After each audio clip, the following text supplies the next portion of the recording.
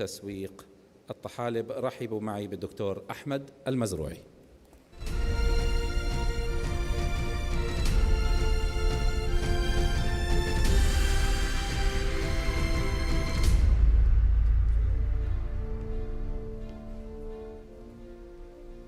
Thank you very much. I think I will present in English, so thank you very much for saying that.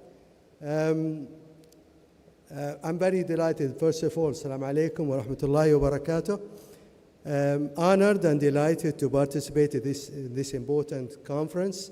Thanks very much for the Ministry of Environment, Water and Agriculture of Saudi Arabia for organizing this important event, conference and exhibition, and also inviting me and all of us to take part of this important conference. My presentation will be an international collaboration towards achieving the FAO Blue Transformation course through the culture and commercialization of algae. I will try to be quick, and I'll drop these. What is algae? We all know, play very important roles in the aquatic ecosystem. There are various benefits of algae. Among these, food and nutrition, and we have seen these in details yesterday as well, healthy diets for the coastal communities and common food additive, and especially in the Eastern Asia. They generate income, livelihoods, and social benefits. Algae also have environmental and ecosystem benefits. Cultivation doesn't need land. You can cultivate it in marine or in fresh water. And you don't need to use fertilizers. So they can be even cultivated in desert. So that adds value to the cultivation of these organisms. Photosynthetic process is important because it absorbs CO2, and by that it in fact mitigate the eutrophication, treat wastewater, reduce ocean acidification by increasing the pH, and carbon capture as well. Habitat provisions, because it provides shelter and provides food for some important organisms. Shoreline protection, because these macroalgae, when they lay on the beach, they absorb the waves, and that's why they protect the coastal area.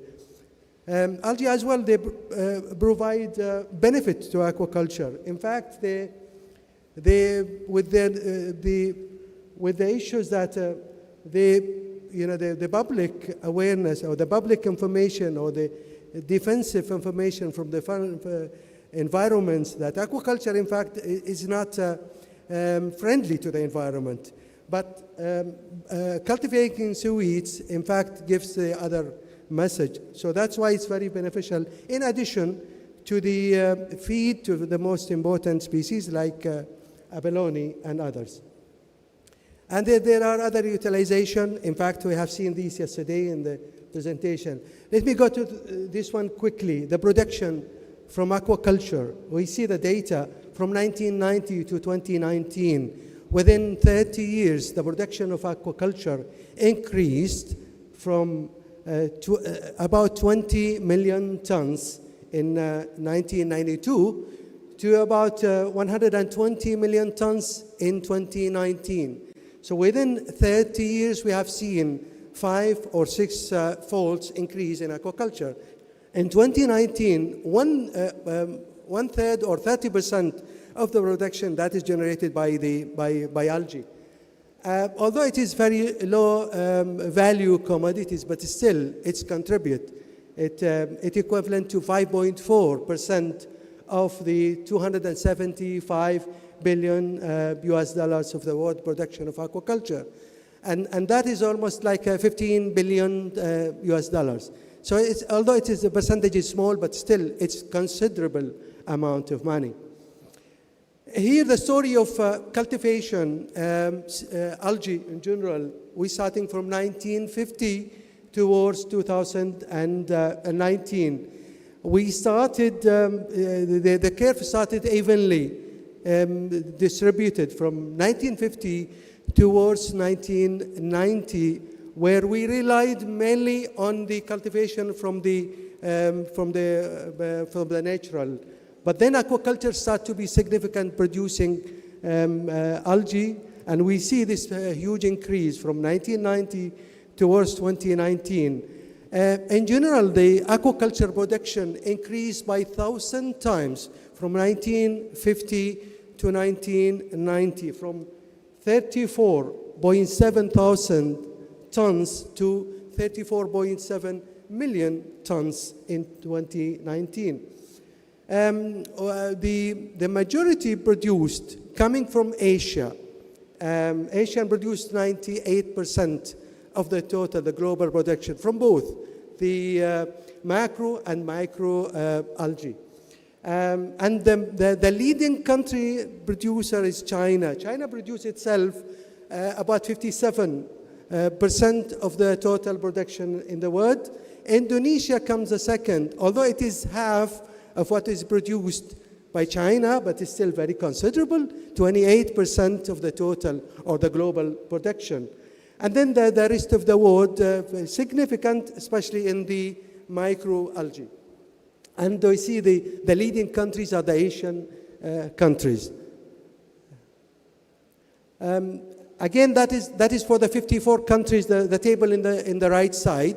The 54 countries that produce these, generally they produce either from aquaculture or from the natural harvest. But the left side table represents the countries that used to produce in 1950. We don't see in this one China, we don't see Indonesia.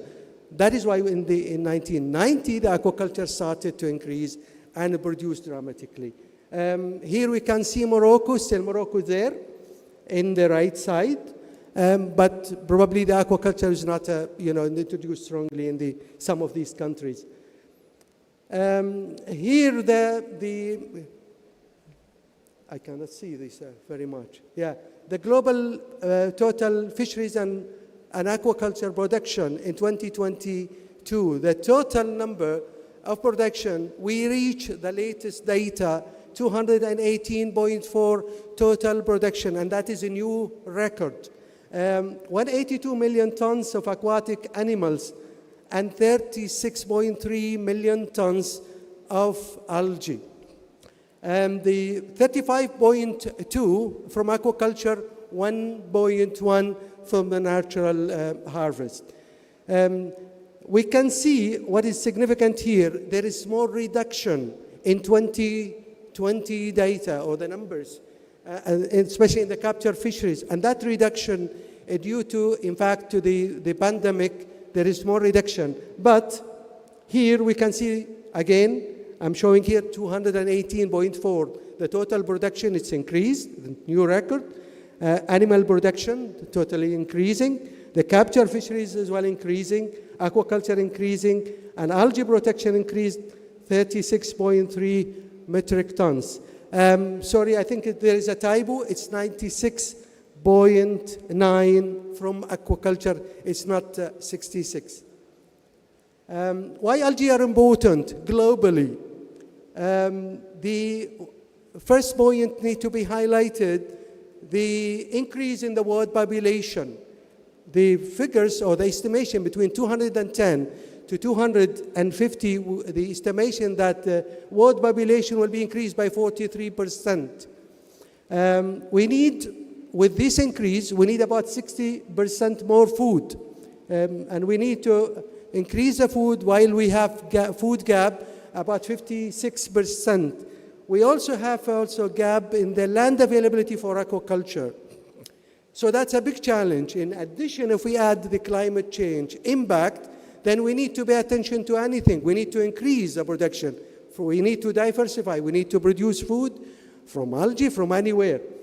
The imbalanced production and consumption across the geographical region globally, that also we look at it as a potential to increase and to have a better production and probably better consumption in the other region or other world. So that opens a potentiality to increase and to try to satisfy the need.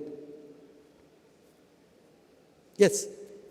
For that, FAO has a strategy framework, 220 to 231, four betters.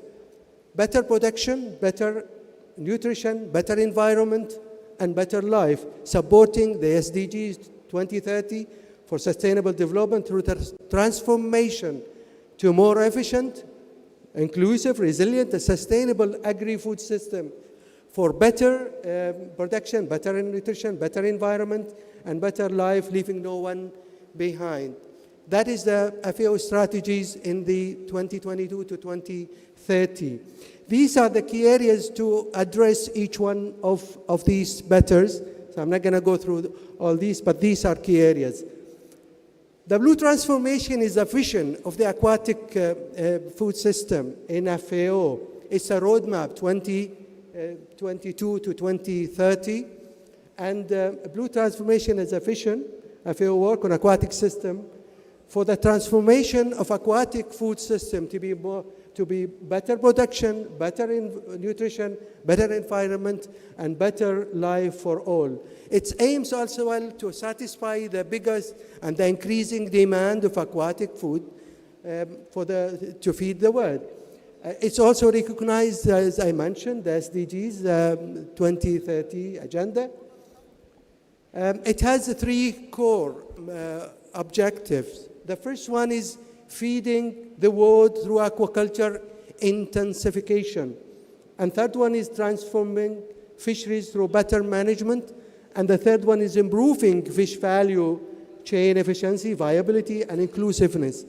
Here, we understand that the capture fisheries will not allow us to increase the food. There will be a limitation. What we need for capture fish is better management. We need traceability. We need to do equity and balance and traceability and good management. Aquaculture has probably the answer. We can increase more food from aquaculture. And the aim probably to reach 35% increase by 2030. The value chain is important and it satisfies both. We need to, in fact, to trace the product from fisheries for the proper management. We need the traceability as well for aquaculture. In fact, to know these are coming from genuine, from the quality assurance issues considered in the production of aquaculture, and also biosecurity and other issues that is important when we produce and we transfer or export the product from aquaculture. Yes, here are the same, these are the components to satisfy each one of those, the core objectives. And the first one, there are priority areas, and that is the outcomes. I mentioned 35, it's between 30 to 45. 35 is reasonable production from aquaculture by 2030. And these are the key areas: innovation in feed ingredients and technology, genetic improvement, biosecurity and disease control, digital technology, and so on. For the second one, for fisheries, better management, we have to highlight on these important areas: better data collection, data limited stock assessment, management plans, capacity limited plans, access rights, and subsidies use,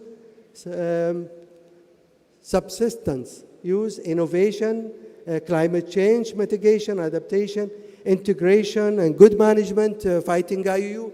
All these important aspects to be addressed towards a better management. The outcomes is to restore fish stock to a level capable of producing maximum sustainable yield. The third area is upgrading innovative and fish value chain, and these are the key important areas. Probably the time is limited, so I'm not going to go through these. The role of FAO to promote algae development in the world. These are some of the important points that need to be highlighted in this regard. FAO is the source of knowledge and information.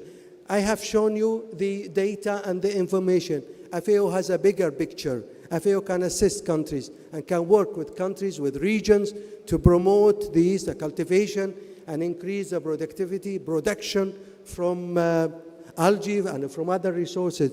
So FAO has that is important aspect to be addressed. Second is FAO has conducted various projects that were either focused on algae or included seaweed and algae development as a component. FAO has also disseminated number of information products on algae, and that is so many of them, the time is limited to highlight all of them. Biosecurity on cultivation of algae. FAO assists and established progressive risk-based and collaborative management framework for seaweed, for algae, farming, biosecurity at enterprises, national and international levels. Food safety is important in algae production. These organisms, they absorb minerals. Some of these minerals are important for our life. We need them, but we need them to a certain level. But also they can have some toxic materials, and that is need to be addressed and to be considered. And other issues like also bacteria and disease probably, that is important, and FAO has a capacity. FAO can work on a global level to satisfy the needs and the promotion. There are other potential areas that need to be highlighted and more for the future activities, such as developing practical manuals on seaweed, aquaculture, more effort to facilitate capacity building in certain areas, such as farming system and technology, genetic improvement, disease control. Promote market development. We have heard a lot, but we need more information on the market and marketability of these important. It's not a point of producing, but you need to have the market of your production. Facilitating collaborating cooperation among members to strengthen governance for sustainable algae sector development. That is also another important aspect need to be addressed in the future. Finally, I would like to highlight there is a good work that's going on, and I appreciate my colleagues here in FAO Saudi Arabia who gave me this. There is a technical cooperation project between Saudi Arabia and the FAO to strengthen the capacity to implement sustainable rural agricultural development program. The objective is to facilitate the development of seaweed small-scale aquaculture production in the Kingdom of Saudi Arabia. Some of the expected results out of this project will be potential areas for sustainable development of seaweeds, small-scale producer organized, trained, and grouped in several pilot projects, and support and orientation in processing and trading of seaweed products locally and internationally. With that, ladies and gentlemen, I'll conclude. Thank you. Thank you so much for your attention, and good luck.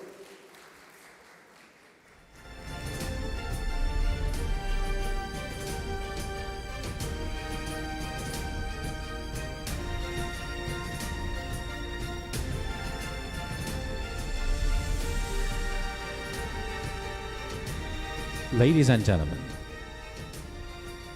in a couple of minutes from now, we're starting session 2, Algae Cultivation and Processing Technologies.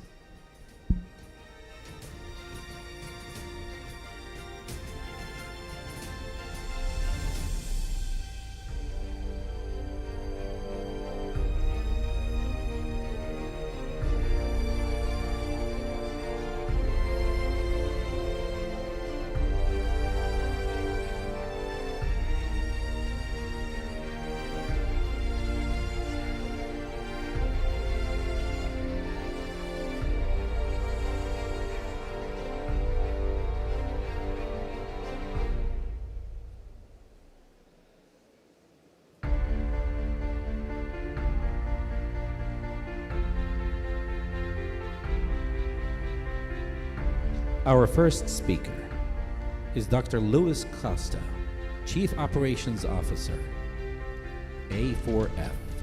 He'll be speaking about microalgae cultivation technologies.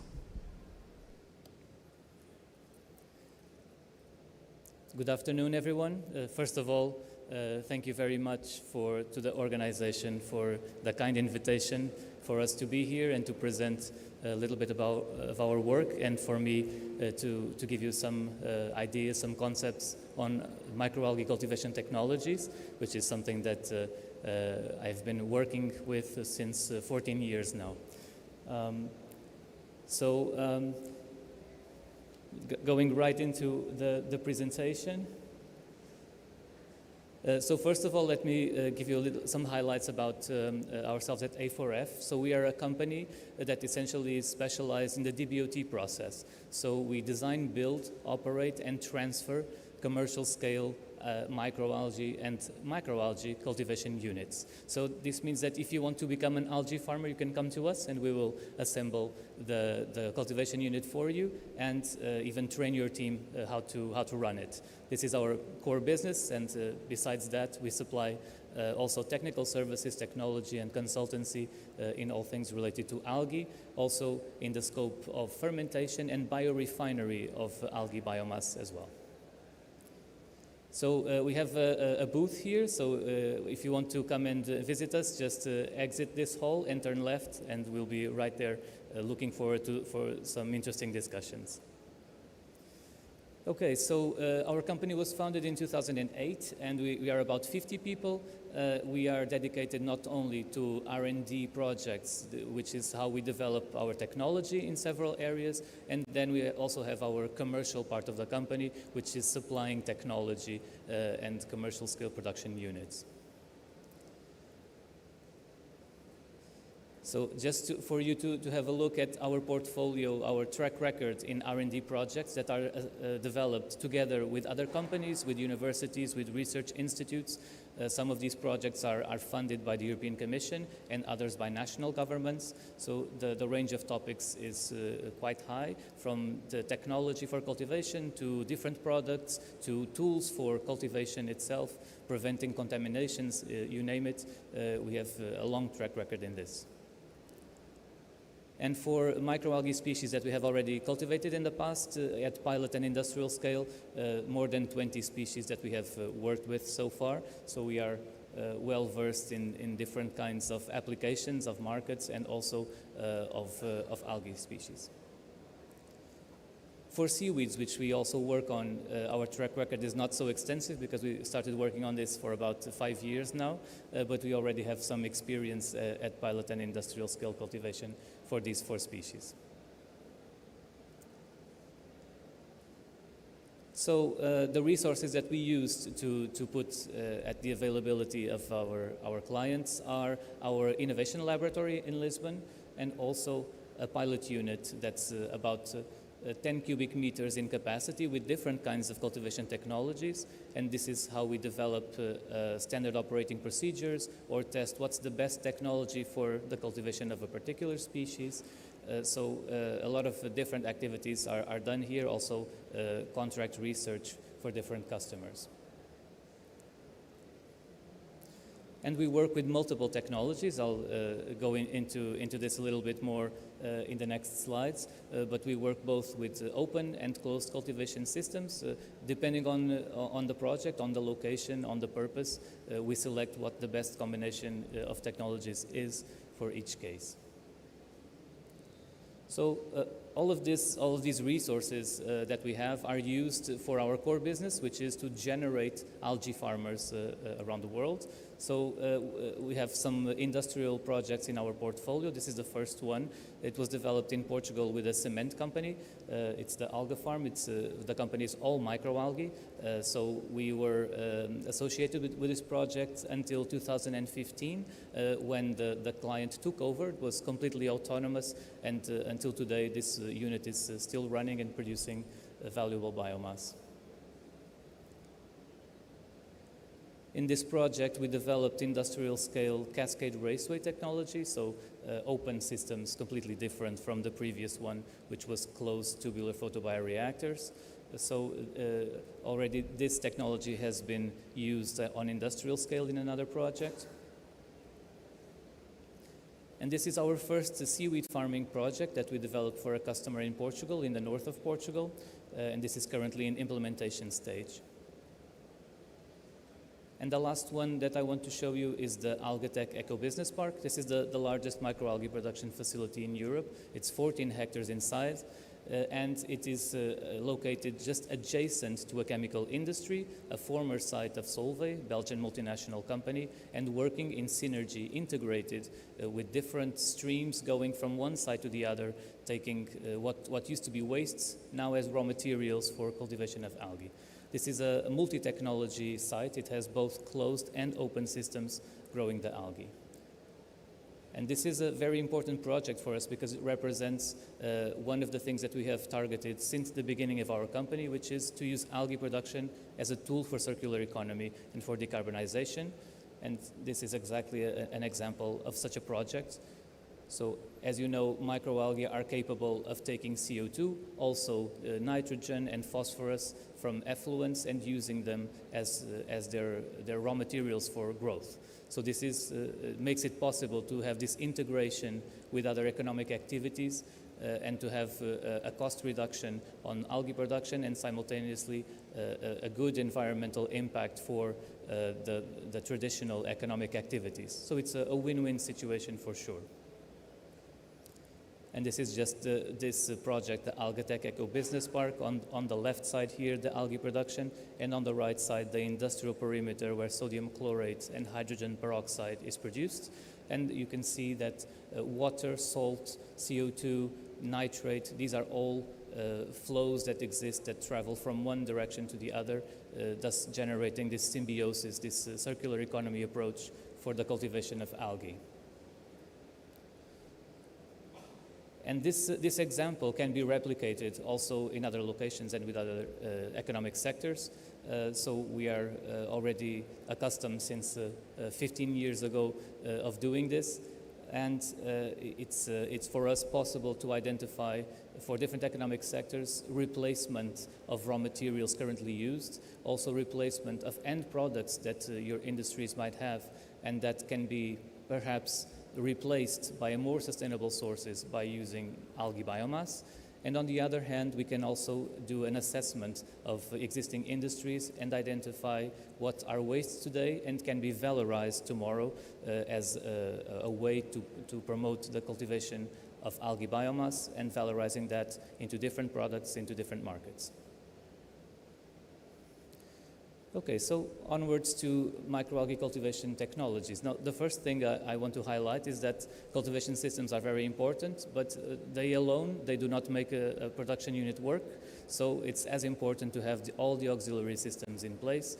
That means water treatment, nutritive medium preparation, carbon delivery, the harvesting, the processing of the biomass, temperature control, effluent management, recycling of the culture medium, you name it. So all of these together actually make it possible to grow algae. And this slide is meant to show you just the complexity that is involved in deciding what is the best cultivation system to use for microalgae cultivation.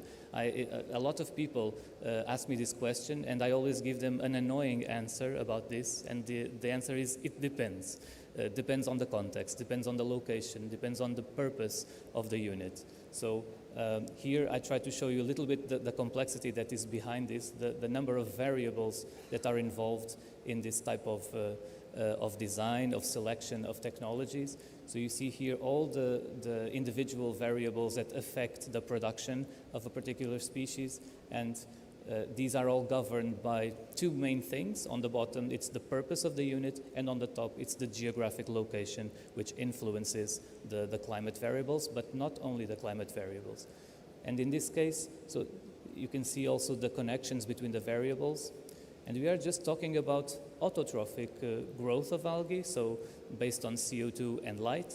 And this can be even more complicated because then there is also another type of growth, which is mixotrophic, which already involves an organic carbon substrate as well. So this makes it even more complicated. Then, of course, there is also heterotrophic growth, and this makes it a lot simpler. The diagram there, a lot of variables are now shaded, but it brings also a different kind of complexity for the carbon source that has to be used, which should be also of sustainable base, and it's quite tricky to get these parameters down for successful fermentation. So not only the variables that are governing the microalgae are important, but also in terms of the geographic location, also the context factors. Is there human resources available? How is the environmental impact measured? What kind of legislation is there that we have to follow?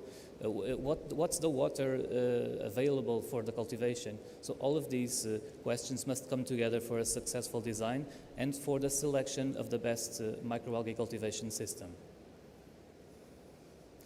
And this is a very good example of this. You can see here 4 different units that are producing, all of them, the same product, astaxanthin from Haematococcus pluvialis.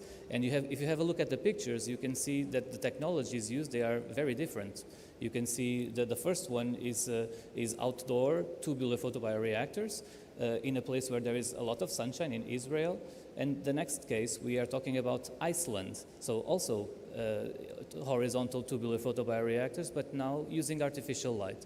There is little sunshine in Iceland, but there is available geothermal energy. So that justifies that choice of technology. But then have a look at Hawaii, where it's produced in open raceways. And then in the last case, produced in inside tanks containing light inside. But it's already a completely different system. And all of them producing the same thing. So makes my case about the selection of the technology, I guess. Okay, so there is production of algae in natural systems, in lakes that have abundance of algae, but they are not replicable. So we talk about only what can be deployed at a commercial scale in terms of systems. And they can be classified into these slightly misformatted types of systems. So we talk about 3 types. They're open systems, closed systems, and fermentation systems. And inside of those, we have some different options as well. I will go through them later on. Some optional features for all these systems that can be important: using artificial light, yes or no; using a cooling or a covering system, yes or no; and also high automation or more manual labor type of operation. These are just examples of parameters that need to be selected as well. For all these systems, one key thing is mixing, turbulence of the culture. That's how light is being distributed for all the cells inside the culture. And so this mixing also means that there is electrical consumption needed for all these systems, and it may be a good idea to combine this with renewable energy production, for example. So let's go through the examples of the cultivation systems. So first one, for open cultivation systems, circular ponds, which is you can see some of the pictures here. It's available at a decent scale, a large scale, but it's not very. There are few units around the world that are using this technology. And you can see, for example, this one on the opposite side, the conventional raceway technology. This is the most widely used technology around the world to produce algae, and available at very high, at 100 hectare scale type of units, or under 100 hectare scale. So there is also the cascade raceway technology, available also in industrial scale modules, but the largest scale so far does not go above 10 hectares, and there are not many units around the world, as this has been industrialized quite recently after a development from several decades ago in the Czech Republic. Now for closed cultivation systems, first one is the flat panel reactor. So these are available for several units around the globe, but they are not used at very large scale. So maximum scale is still under 1 hectare, so it's not easily scalable type of technology. The vertical tubular PBRs, or as well as bubble columns or airlifts, this is a very widely used technology for lab scale or for pilot scale. But for industrial scale, which is what I'm focusing on, there are not many units around the world using this technology. And the largest scale that can be found is still under 1 hectare in area. So this is also quite different from the horizontal tubular photobioreactor technology. In this case, it's very widely spread around the world, more than 100 units available everywhere, and the largest scale is between 10 and 100 hectare scale. So it's also a scalable type of technology. And the unilayer horizontal tubular photobioreactor, so these are just having one layer of tubes parallel to the ground, as opposed to the last ones which had several layers piled up vertically. These are also available in industrial modules, but they're also not available in a wide range of units around the world, but they are already existing in a large-scale facility between 1 and 10 hectares. And finally, the fermentation vessels that you can find here. So these are not so different from conventional fermentation technology for other microorganisms, but for algae-related fermentation, the numbers here say that there is already a unit that's between 1,000 and 10,000 cubic meters in capacity. Note that now we talk about volume and not area, because this is no longer so much dependent on area, because it does not resort to light. And this is already a widespread technology around the world with between 10 and 100 units around the globe fermenting algae. So what are the key messages that I would like you to have today? So you already know that algae are used for a wide variety of markets and applications, but they are also very important as a tool for decarbonization and circular economy approaches. The integration with other economic activities is something that can truly drive this sector for the next level. Second thing is that to decide what is the best cultivation technology to deploy, it needs to be taken into account the geographic location and the purpose of the unit. That's the best way to decide what is the best one. And it's also important to note that all the auxiliary systems are as important as the cultivation systems to have success in the venture. Then you saw that there are a lot of microalgae cultivation system technologies. I presented only the most representative ones because tens and hundreds of designs have been done over the last decades, and for sure some more developments may come in the future. But these are the ones that are available, deployable nowadays around the world. So they are divided into open, closed, and fermentation systems, and then subdivided into different categories. So how to decide, this is the advice that I leave with you. How to decide what's the best one is to rely on expert advice to make sure that the optimal performance of your unit is achieved and to avoid any mistakes that have been already done in the past. And with this, I conclude, so I will be available for questions after the session. Thank you very much for your attention.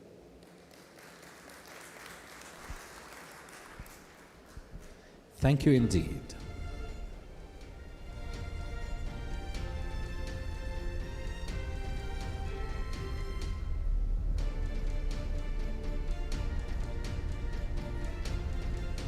Our following speaker will be speaking about applications and processing of algae bioplastic. Our speaker is Dr. Bruno Ferreira, CEO of Biotrend.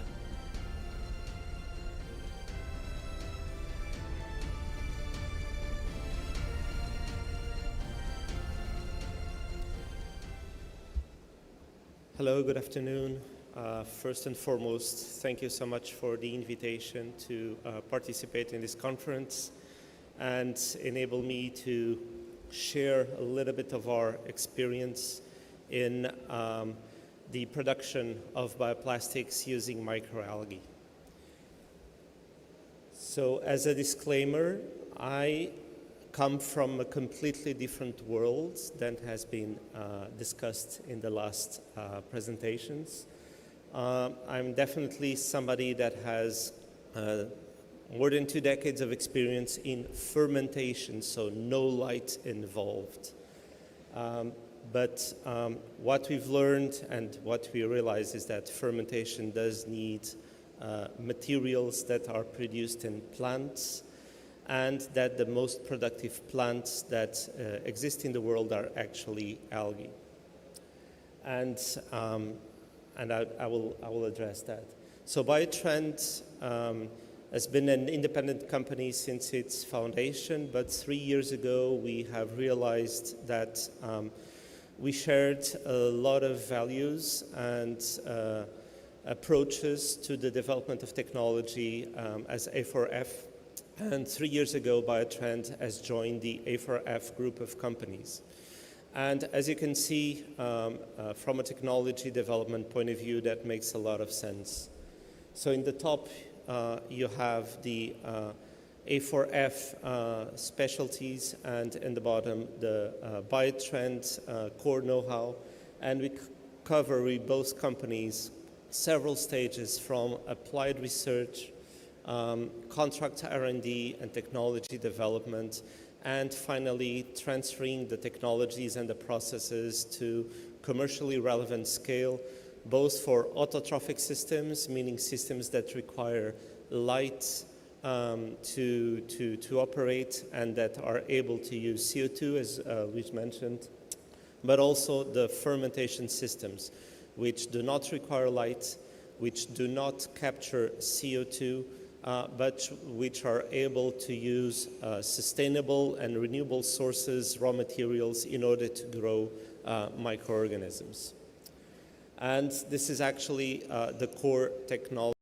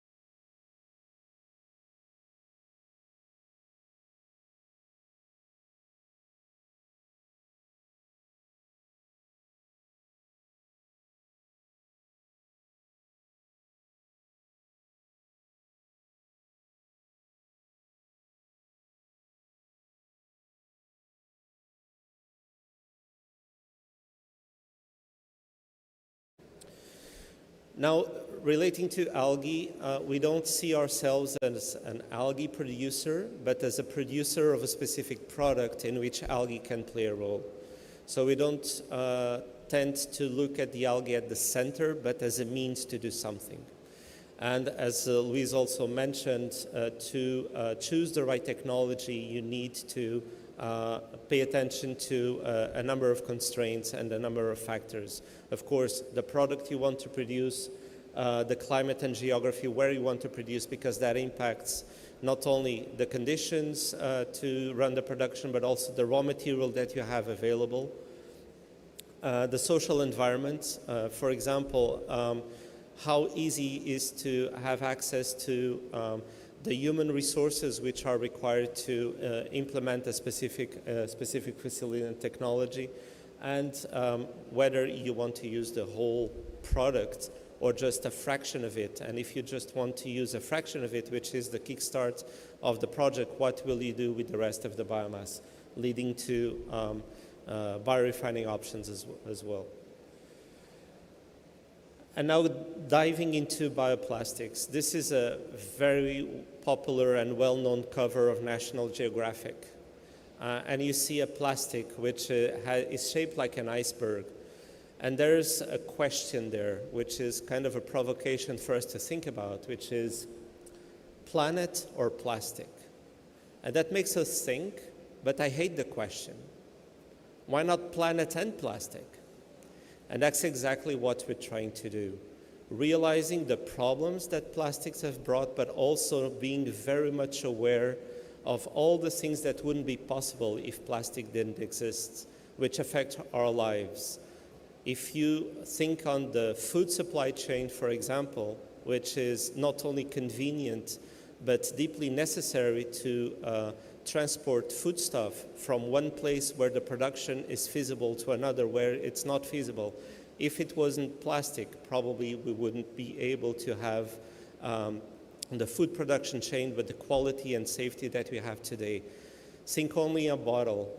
A glass bottle is sometimes claimed this is much more sustainable because you can reuse. I bet that people who say that never visited a factory where the used bottles are cleaned in huge machines with sodium hydroxide being sprayed at high temperature, and then all the water that you need to clean up so that the glass can be reused and again and again. And let alone the carbon footprint of the transportation of bottles, of glass bottles back and forth. So plastics are very much useful. And I think the challenge is to try to find a compatible way to preserve the planet's sustainability while still having the convenience of plastic use. And definitely the industry is stepping in, and bioplastics are not a dream, they're a reality. Still a tiny fraction of the plastics used today, but still already a reality.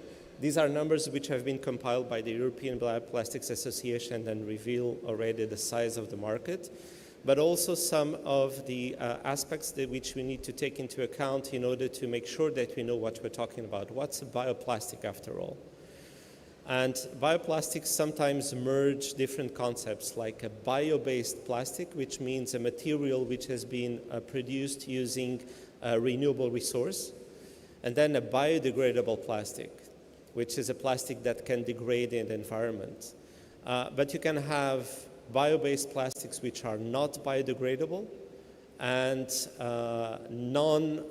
and plastics not produced using renewable resources which are biodegradable. So that's, it does not help in the communication, but that's what it is. But if you look at the projections and in these charts, on the left side of each pie chart you have the bio-based non-biodegradable plastics, and on the right-hand side the bio-based and biodegradable plastics. And if you compare the two pies, you can draw a lot of information, but the main takeaway messages are the bioplastics market is really growing very, very fast. And in a market which is growing very, very fast, the share of biodegradable bioplastics is also is increasing. So the growth rate for bio-based and biodegradable plastics is surging, which is good news for us. And I will now provide some examples of our own activity, which are actually based on two different materials: starch, which apparently is in the projection currently stagnant. Eventually that will not be the case, but currently the projections are that starch will stagnate. And I will talk also about biopolyesters, a family of biopolyesters called polyhydroxyalkanoates, which are growing at almost 50% rate per year. And currently, bioplastics are mostly produced using renewable resources that compete with food and feed. So there's arable land which is required today using the current technologies to produce these bioplastics, and that causes a problem. As we were hearing in the keynote, food security is an issue, so it's probably not ethical to grow plants on arable land to produce industrial products, and that's what we're trying to tackle as well. So this is an example of a project which is co-funded by the European Union and which gathers different partners. And what we're trying to do and achieving actually in this project is to grow microalgae in conditions that favor the accumulation of starch in the microalgae. And then we extract the starch and use the starch as sugar source to as a fermentation raw material. And during the fermentation, we produce biopolyesters. These biopolyesters are then formulated and used in prototypes for many different applications. As you can see, from food packaging to agro-textiles and cosmetics. So this is a project which is running what we call at research level, but the results have been quite promising. And we've recently launched a larger scale initiative in Portugal in which we will not take only the starch of the biomass. And we'll try to use the whole algae biomass to produce useful products. So it all starts, of course, with the algae cultivation. And again, algae are grown in conditions that favor the accumulation. Then there's a first step of biomass refining, in which we take the starch. We don't need to fully purify the starch. We could eventually fully purify, and there's a partner to use the starch, but we don't need to fully purify the starch. We saccharify it, and then we can use the resulting sugars as fermentation raw material. In complement, the residual biomass can be used as a ingredient in the fermentation, which is successfully replacing some of the most expensive fermentation materials.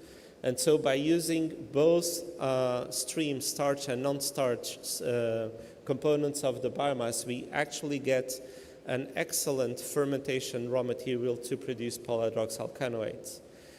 And if we, depending on what we do with the residual biomass, we can also tune the fermentation so as to produce a homopolymer, which is a large polymer chain which has only the same motif, the same monomer repeated, or a copolymer of different monomers, and that dramatically affects the mechanical properties of the end product, meaning that brings wide diversity to the potential applications of the product. And this slide actually reflects that. So on the left-hand side, you can see some material which are producing zinc PHB, and you can see the gear on the bottom. It's here, it's still alive. That has been produced, this has been produced 5 years ago. So it's biodegradable, but it's durable. And you can formulate biodegradable materials in order to be durable. And you can feel it, it's tough, it's a solid material. On the right-hand side, you can see a page of a book and then an arrow. And the arrow points out to a sheet of polymer, very thin polymer, which is transparent and flexible. And this is done using the same technology, using the same base. You take the algae, which captures CO2, which can use nutrients from other activities. You use the carbon and the other components of the algae to ferment and to produce biopolymers which have tremendously different potential applications in durable materials, in rigid materials, in flexible materials, and also in bioadhesives. And this is what we have been doing in the last 10 or 12 years, collecting knowledge in many different European projects. This is not something that you can do alone in your own lab with your own knowledge. You need to take in knowledge from partners, to share your knowledge with partners which have a different skill set. And in the end, you need to have a wide range of partners that know how to process polymers. We know how to do biotechnology. We don't know how to process partners. You need to have end users. You need to know what the customer wants, what's the pain, what's the type of application, what's the regulatory framework that could have an impact on the development of your technology. And going back to this slide, so what are we trying to do is actually take the benefit of some of the most interesting features of algae to solve the problem, which in my view is actually being one of the causes why starch is stagnant. It's stagnant because first and foremost, it's used in the food industry, and arable land is required to produce starch for the food industry. The industrial uses of starch are competing with that and cannot be expanded that much, and it's a low-cost application. With algae, we're not competing with arable land.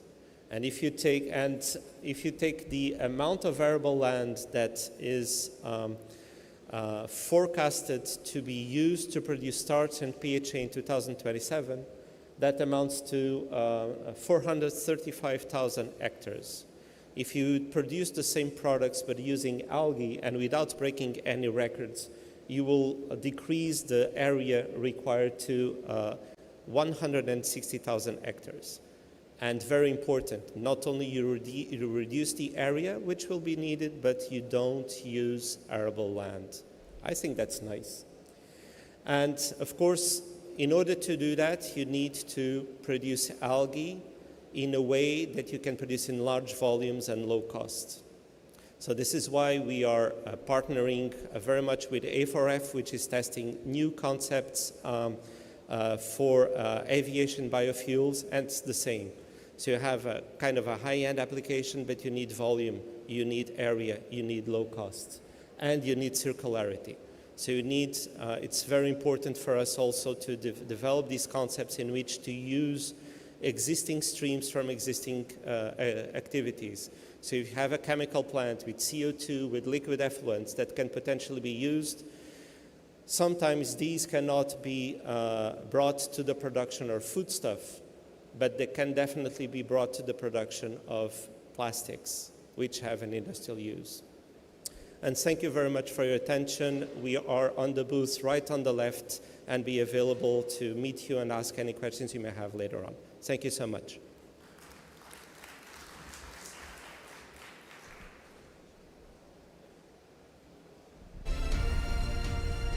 Thank you indeed.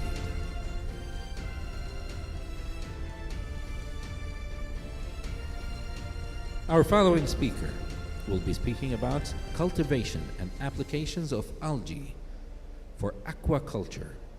Please welcome Engineer Ahmed Al-Balla, Chairman of Saudi Agriculture Society and Deputy Chairman of NAQWA.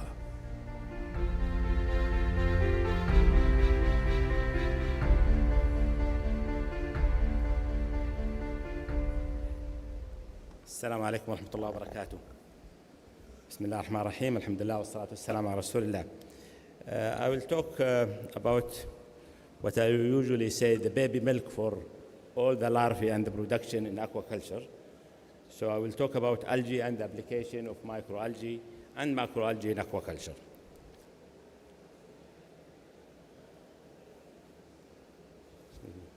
ما يتحمل.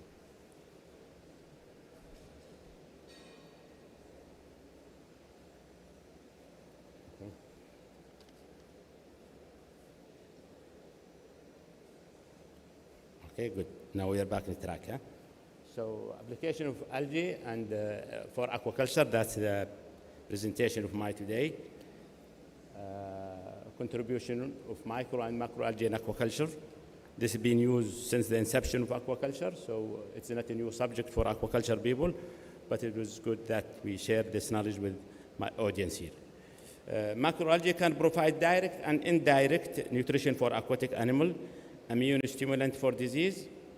Disease control also play an important role in regulation of water quality. So it is there everywhere in all aspects of aquaculture. As a feed for larvae, as I mentioned earlier, it's like baby milk. We use it for fish, crustaceans, mollusks, sea cucumber, artemia, rotifer. Wherever we are in operation, you will find algae some way, somehow. So we use different species like chlorella, nanochlorapsis, Chytocerus, and for mollusk culture and for sea cucumber. It is there as different stages, different size, different nutrition values, and being used and being characterized as we go. As a feed for additive, source of protein, vitamin, fatty acid, as a pigment source, beta carotene, as source of biological activity components, xanthoxylin, Haematococcus, bioremediation, chlorella. So it is there. All the species basically in aquaculture being used in multi-layer and in multi-important. In integrated also we use now, as you know, the environment and aquaculture have to exist with each other, and we have to basically to care about the environment. The integrated multi-trophic system are now coming. We use algae like ulva, and we co-culture shrimp with ulva, and for biofiltration, and also ulva species have been successfully grown as a feed for abalone in South Africa. As you can see here, all the soluble, either nitrogen or phosphor, can be basically extracted well with algae, which can be hanging rope around the cage system or even in the effluent. And now we are doing, I think, very good cooperation project with cows to basically try to extract as much as possible from the waste or the nutrition from the retained water in a very promising trial. Hopefully we'll be seeing the result soon, inshallah.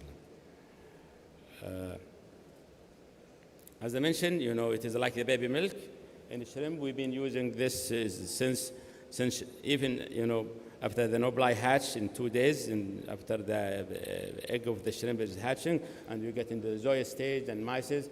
So we have, algae all over the operation in every hatchery and every, pre-grow-out operation. Algae is crucial for the success of shrimp culture.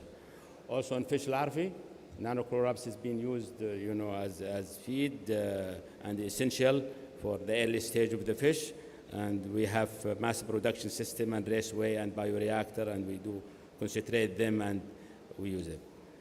Sea cucumber is a new project development in Nagwa, and we had to close the hatchery very well, and we use really algae. It's been very crucial. As you know, this animal is really very hard to feed, and we use algae as we go in every stages, and it really makes significant important for the success. Because of the importance of algae, Nagwa has invested in bioreactor system in a greenhouse to try to control the environment, the hot weather, the harsh weather, and we've been producing since almost 15 years.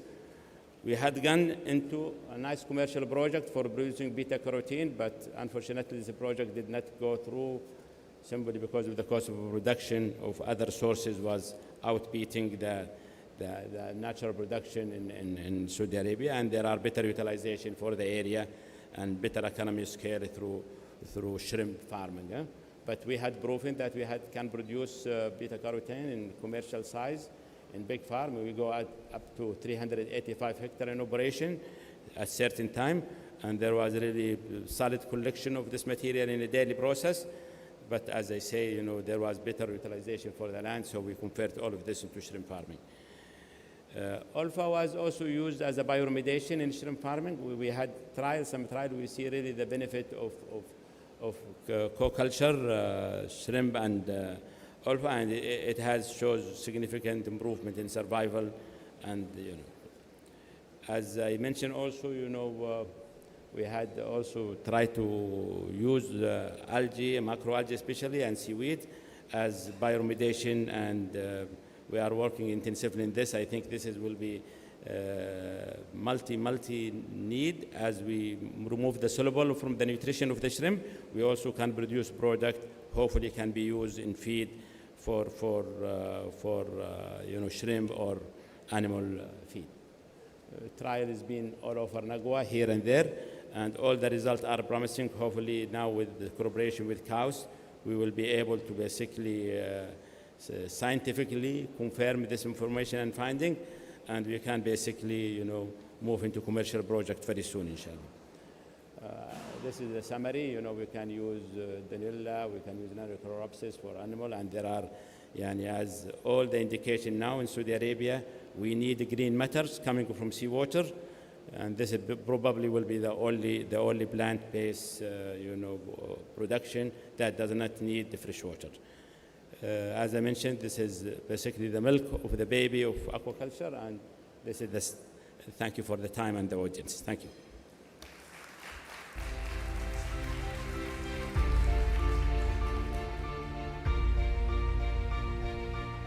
Thank you indeed. Our following speaker will be speaking about cultivation and applications of seaweeds for bioplastic. Please welcome Mr. Philip Lavoisier, General Manager, Aeronova.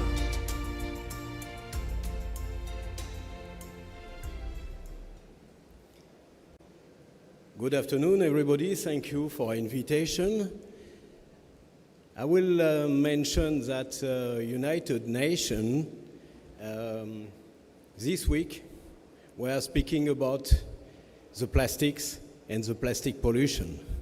So this will be one focus to give you an idea of what can be done. What is today the citizen expectation, the government expectation, and also the industry expectation? And this is related to the plastic. Plastic is 450 million tons per year. And out of that, I would say 36% is going on the packaging.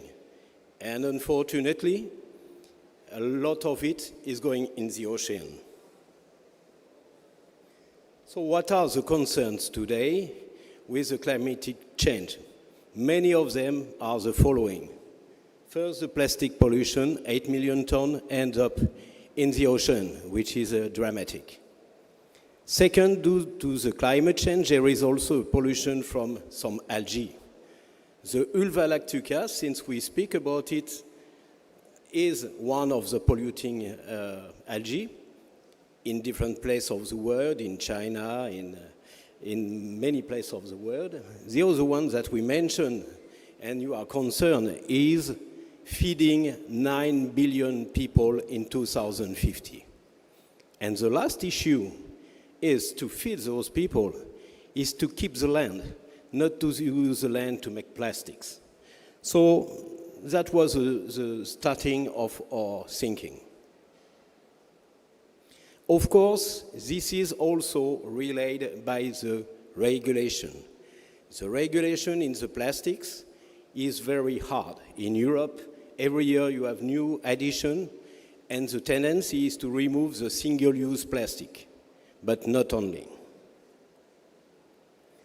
So we address two global issues. First is to try to solve the plastic pollution, and also, since we have to find a way, we say, why not using the algae as a solution? This helps us to fight against climate change. We use a sustainable material. We use less fossil plastics, but we also give some value to new chain of job. This is a new disruptive technology that we will bring to you. First, as it was mentioned to you, the algae has another big advantage, enormous advantage. It is the one that capture the more the CO2, 10 times than forest and 2 times than mangrove. So keep that in mind because now it's another issue, the CO2 capture. The algae say, okay, we can capture more than 50 tons of CO2 per hectare and per year. We can, and we are sure that we can capture 80 tons per hectare and per year just by using ULVA, but in harvesting. So we come back to the bioplastic, and like it was explained to you before, so I say again, most of the bioplastic were using land-based corn, starch, wheat, and all the food material, which is not possible anymore. The second generation was using waste, which are non-food, but again using land. So what we are proposing to you is to use the third generation of biomass, not using land, and this is the algae.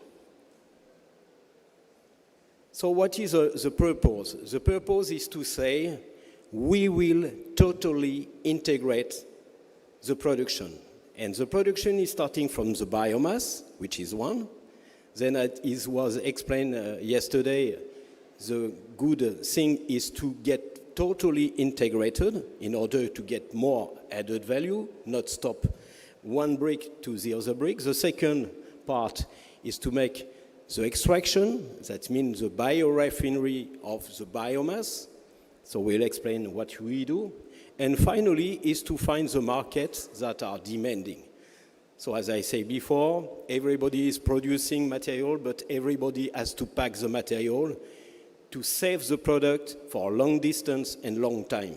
If you don't have packaging, you will become using day-to-day product, but you cannot import and you cannot make traveling the product. So we go up to the end, and up to the end mean that we are making the packaging. And the packaging is mainly for food application.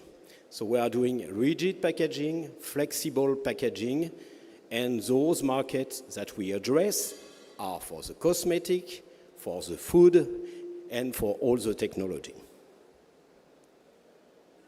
So what is the techno? The techno today is that we are using on our pilot plant located in the south of France. The collectivity are bringing us the algae. Why?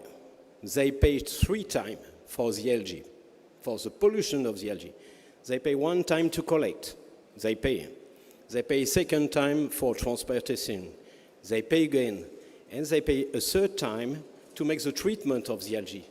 But treatment of the algae is quite impossible. You have salt, you cannot produce methane. You have sand, you cannot go onto the land.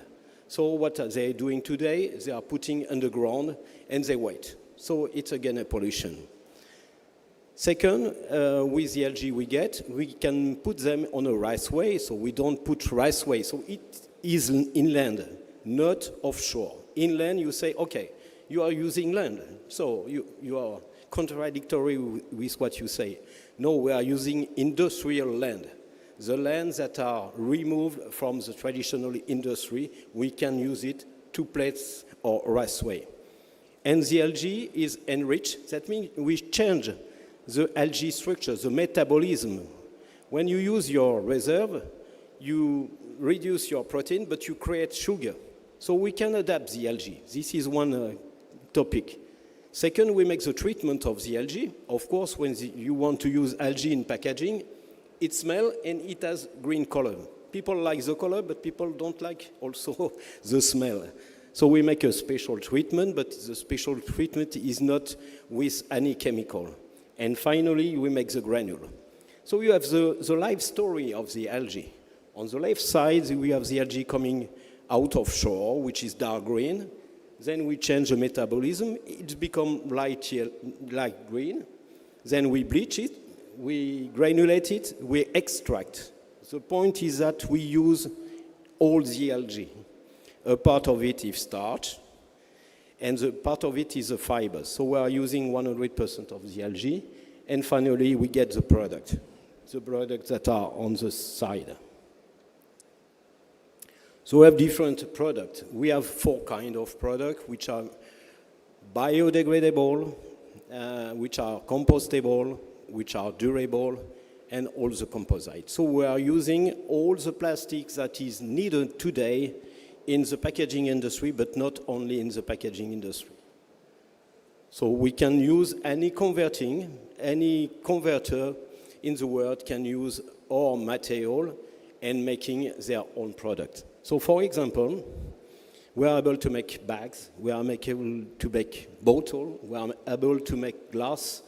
We get the award, packaging award with algae-based film to pack chocolate and to pack biscuits, and also we can do for trays. But this is one part of the application. The other part of the application is for the industry, for the construction. So for example, for tunnel, we can make the big pieces, and also for the harbor, we can do the deck. So the sea, come back to the sea. You are using a material made near the sea and for the sea. Okay, this is nice, but what will be the climate change impact? If you look on this screen, we make a life cycle analysis of the complete life of the product from the algae to the end of life of the product. And on the 9 points out of 13 points, we were positive. We have an LCA, if we compare with fossil plastics, that is 10 times reduced. And even with PLA, which is another bioplastics made from cornstarch, we reduce at least by 2. We go deeper because we compare with recycled plastics. And again, we earn some value. So let's think about what is carbon impact. Today, everybody say, oh, carbon impact, we have to finance innovation, we have to finance circular economy, we have to finance the green tech.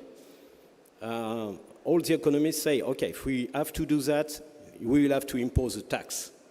If there is a carbon tax coming on stream, most of people agree that it will be 100 euro per ton per year.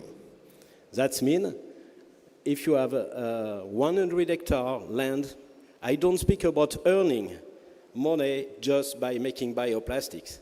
I mean getting some additional value by the CO2. So this makes a lot of money in 10 years, and also you have the other advantage. You capture nitrates and you capture phosphates. What is the Eranova target? So today we completed the pilot plant. The pilot plant is 1.3 hectares in the south of France, fully operating. We produce 300 tons per year of bioplastics for different applications, different customers. For example, I can show you one product that maybe your wife will buy soon, which will be for L'Oreal and for the cosmetic. So it's coming soon on the market. And now we are on the range to set up a plant of 100 hectares that will be financed by European Bank of Investment and also by the French government. That means we will produce 27,000 tons of bioplastics. What is our program? Is a program to make it worldwide, because you know that plastics is a mass production, is a mass market, and if you have customers like Coca-Cola or other customers worldwide, they will ask you, they will need from you that you produce everywhere, not only in Europe. So basically, we already sold a license in Indonesia. You say Indonesia is the second producer of algae, so we sell a license and they will do it locally in Indonesia. The second plant which will be a Ravenova plant, will be also in Morocco, where we find some land. And we have some other projects, and why not in Saudi Arabia, because you are a big country, you have all the climate opportunity, you have good expertise, you have a need for independence, not only to make bioplastic, but to make food, feed, to remove and to clean the water. So I believe Saudi Arabia would be a good place to be. And this is estimation, just taking into account the CO2 capture impact. So you will see with CO2 capture impact, you can finance all your plants in 10 years. This is nothing to do with the profit you will make with producing fully integrated production of bioplastic and selling the material. This is just the CO2 impact. So I hope I was clear. I will show you the samples if you wish to see for all the application I have with me. Right. And I would like to thank you again for your attendance. All right. Thank you. Yes, that's okay. William.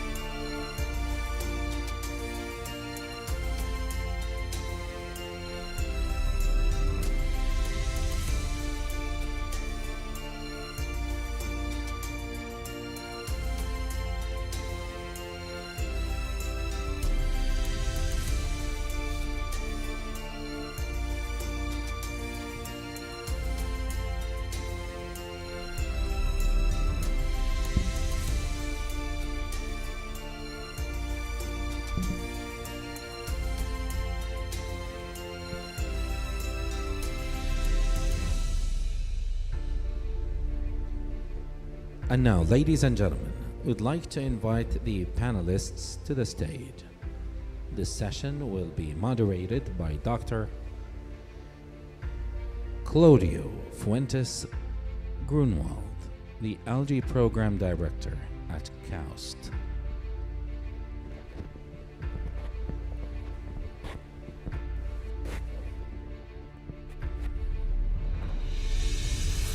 Hello, come in.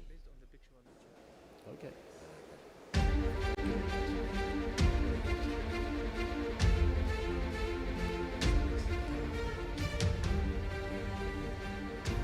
Hi, Luis. Thank you. Thank you very much. Please, have a seat. Thank you very much, Pierre.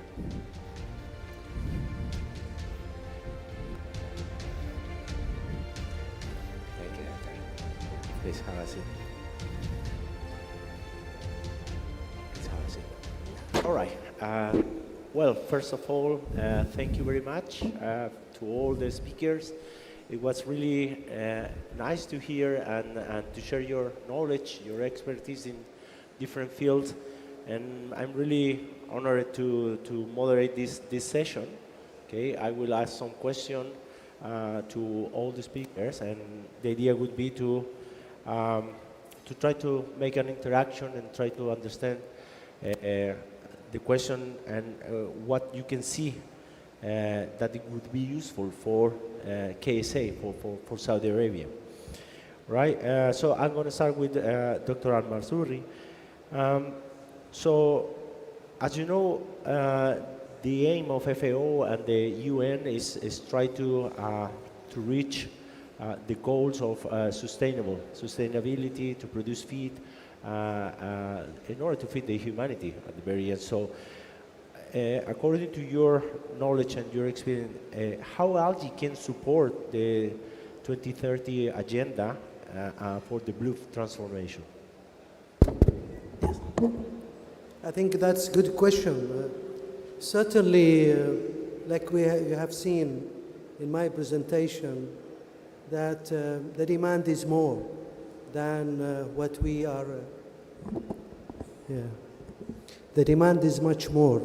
The world population increased, and the demand, I think it's 50 plus percent. We need more food to satisfy 60% increase in the world population.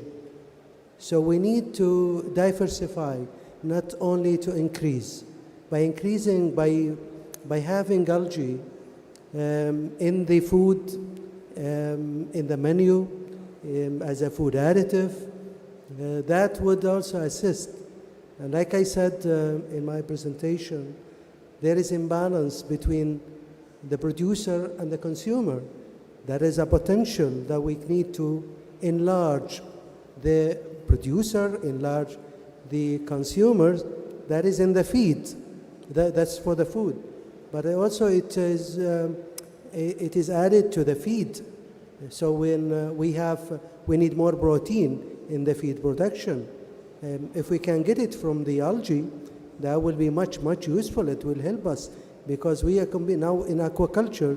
One of the main challenges is a feed for the fish, and that's one of the I think the biggest cost of aquaculture activity. So that also another aspect.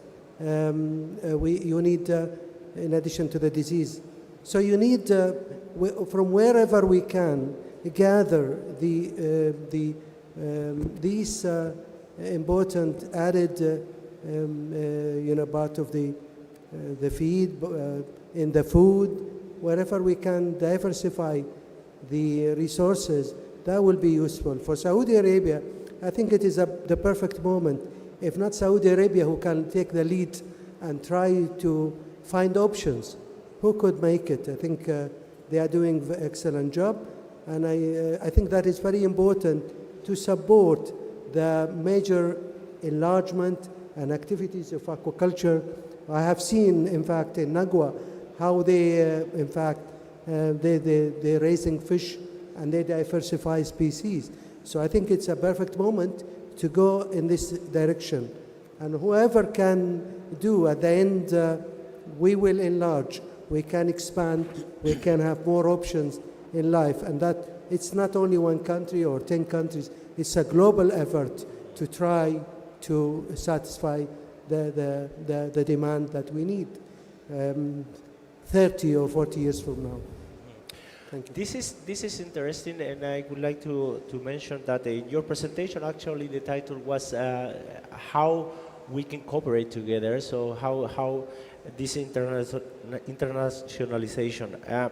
So what do you think is the role of FAO in order to organize countries, for instance, neighbor countries as Egypt or Jordan or other countries, and to try to create or try to help to organize the way that we should produce seaweed to support the UN goals. So how FAO can help us or can help the country to guide them for the goals? Well, that's a good point. FAO is one of the mandate, in fact, to try to gather information, analyze these data and information, and then disseminate the information, publish it to the countries. With this global overview in the world, we can assist and we can help. Certainly, like I said, if the countries, one country work by itself without having information on the marketing, on the biosecurity, on the health hazards, on so many aspects, we cannot succeed. So FAO can have that mandate. It is in its mandate, and FAO can assist, in fact, to lead and help the countries. We need to have more information. We have seen some pioneer projects and some good work in the world, these leading activities, but we need to have, they're still going to be pioneers and leaders, but we need more information. We need more information being available for the public, for the countries, one by one. So when they plan for their activities, they understand where is the demand, where they're going to export these, and what is the utilization of these, where is the market. So many information, in addition to what I have already said. So I think, yes, in the mandate, FAO is available to support countries, either in an FAO, it's a headquarters or regional office, or as well in the RFMOs, which some of the RFMOs in the mandate is not only management of the fisheries, but also to promote the development of aquaculture. Development of aquaculture means a comprehensive picture. It's not only to produce aquaculture, but it's involved all these diseases and feed and market, everything about it. Like we have one RFMO in the region, the Bricofi and GFCM in the other side of the Mediterranean. I think a collective effort is needed, and FAO is mandated to take the lead in that one and work with the countries, especially pioneer countries like Saudi Arabia. I think we'll be delighted to support and work. Thank you. Thank you very much, Dr. Al-Masfoui. Well, Dr. Luis Costa, so I would like to ask you, it is impressive the way that your company, A4F, and all the group, they're doing a lot of work, working with a different project, working with different systems.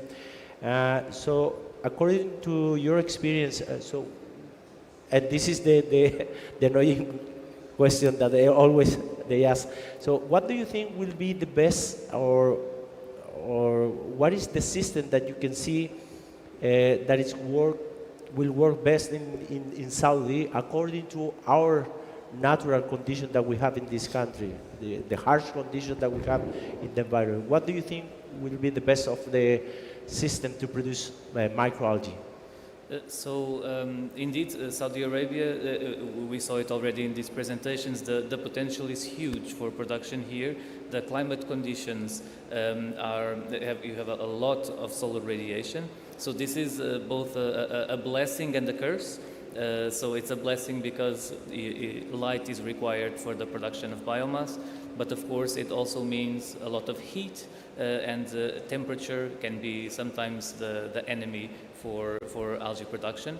So I would say that even before starting the technology for cultivation, one very important thing is actually to take care of what species, what strains should be cultivated, because part of these difficulties that can be found specifically in Saudi Arabia and in other locations, they can be overcome just by selecting or evolving the correct strain to be adapted to those conditions. And in that way, it may take a little bit longer, but it's also possible to save resources in investment in technology, both in the capex and also then in the operational cost. And this is something that I also recognize that is already happening in Saudi Arabia, which is a very good news.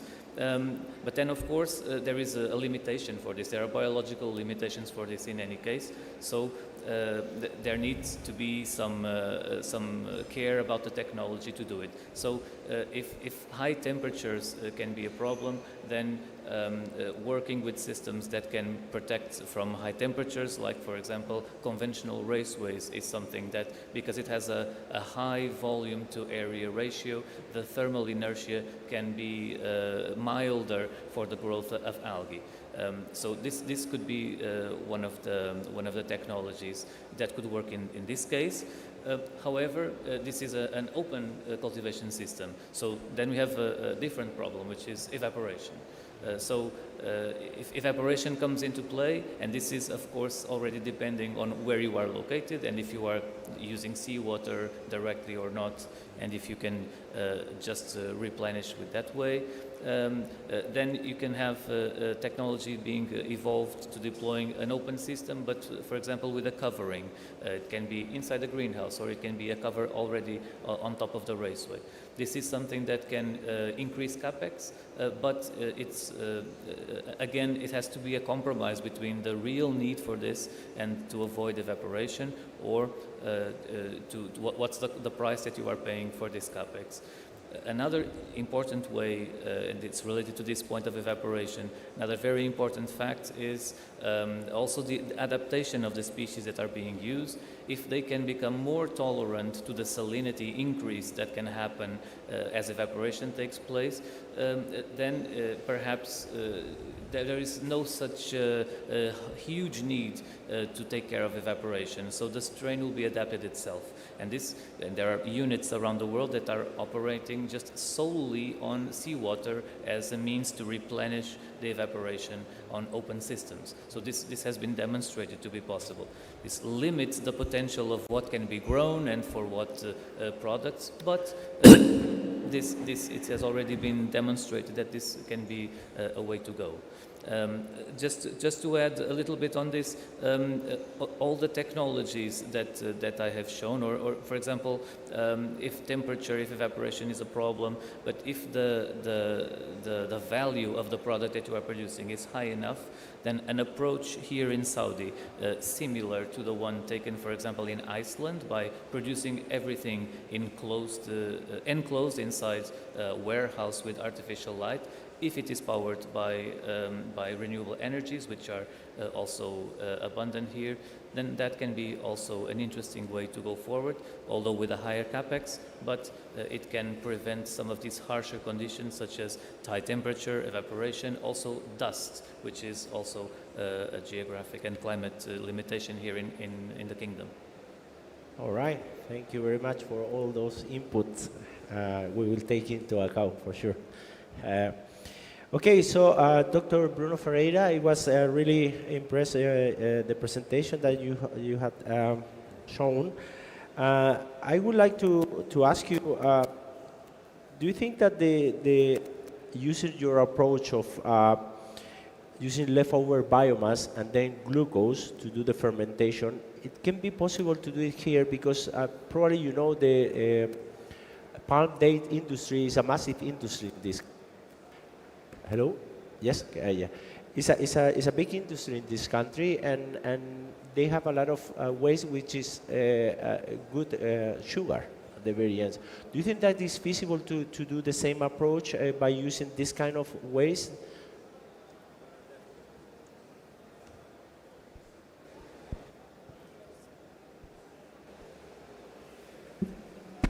It's working, sorry.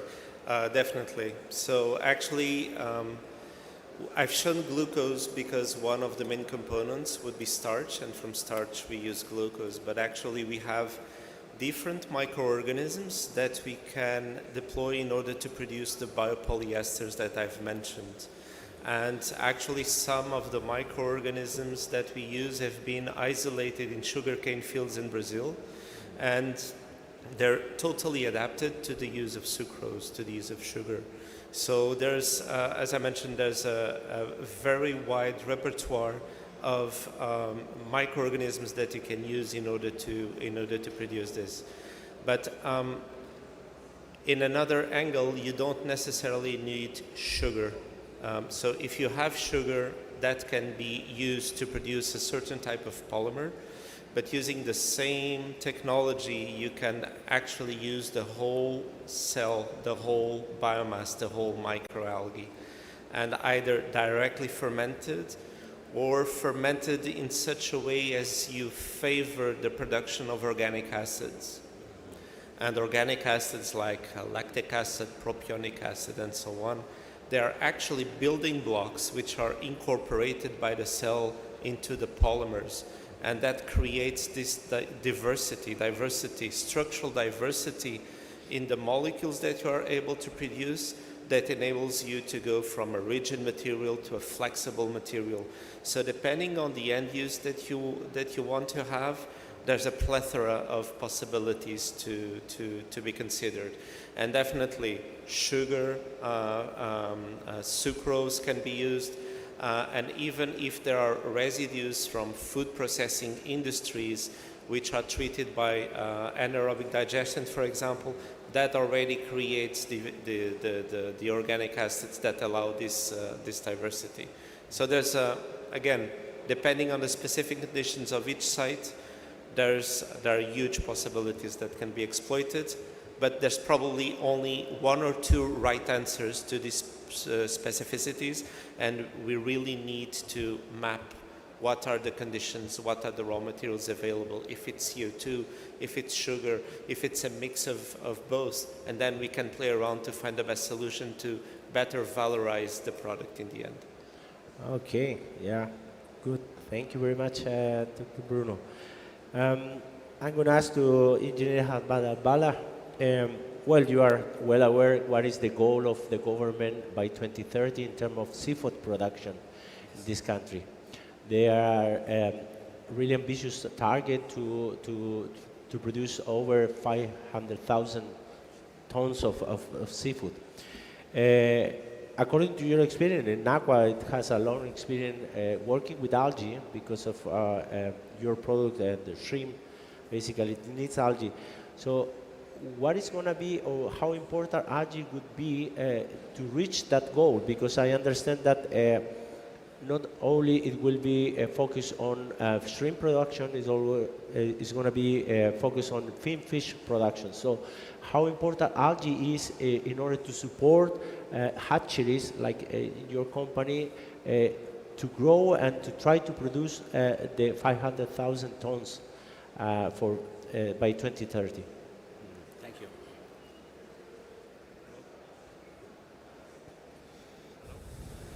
Hello?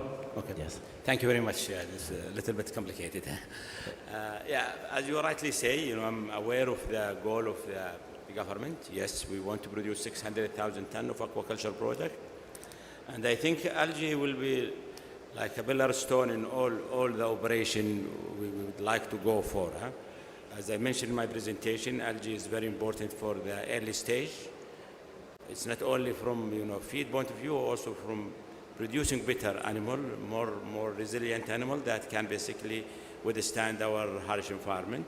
So this is one big aspect of the operation, and we've been doing this for the last 40 years, and we do have the right species which is basically adapted to high salinity. But I also see two other angles which is very important also for reaching the goal. One is, as you know, Saudi Arabia has little fresh water, and we really basically import all our feed ingredient.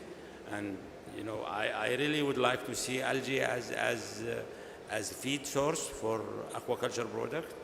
Yes, it is not an easy goal, but I think we have all the resources. We have the land, we have the radiation, we have the sun, and we have also, which is basically can be double benefit. We have the retained water from aquaculture product or cage farming that we can basically use in integrated multi-trophic system. Algae or macroalgae specifically to basically extract the solubles and convert it into useful material. The Saudi Green Initiative also is important. CO2 emission is important, and I think here where aquaculture could contribute to a larger industrial goals also. So, I would say that without a proper algae technology and right species, and hopefully you succeed in what you are trying to achieve in cows, we will not have really able to reach this goal easily. So it is really joint effort, and I would see that hopefully with also MIWA contributing, and the science is there, and this international audience are all trying to help that capitalizing the resources Saudi Arabia have, the land, the sun, the government support. We should be leading the world in algae production, inshallah, very soon. Okay, thank you very much for the words. And actually, I think this is a common effort between the government, private sector, and academia in order to try to improve what we are doing and try to reach that goal. And learn from this international experience. You see, they are ahead of us. We want to adapt what they have, not to reinvent the wheel, but adapt it to our environment and our condition. And as you rightly say, without government support and Dr. Ali Sheikh and the ministry, I think we will have a tough time. So we are looking forward for collective effort, inshallah, into this. Okay, thank you very much.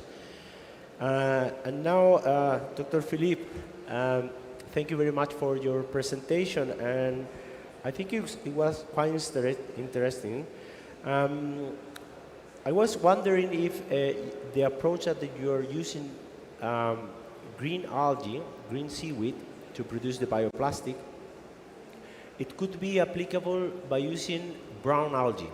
Why I'm asking you this? Because in the Red Sea, we have seasonal, massive amount of sargassum growing seasonally in this country, and there is a lot of biomass of this one. We are talking about thousands and thousands of tons along all the Red Sea coast.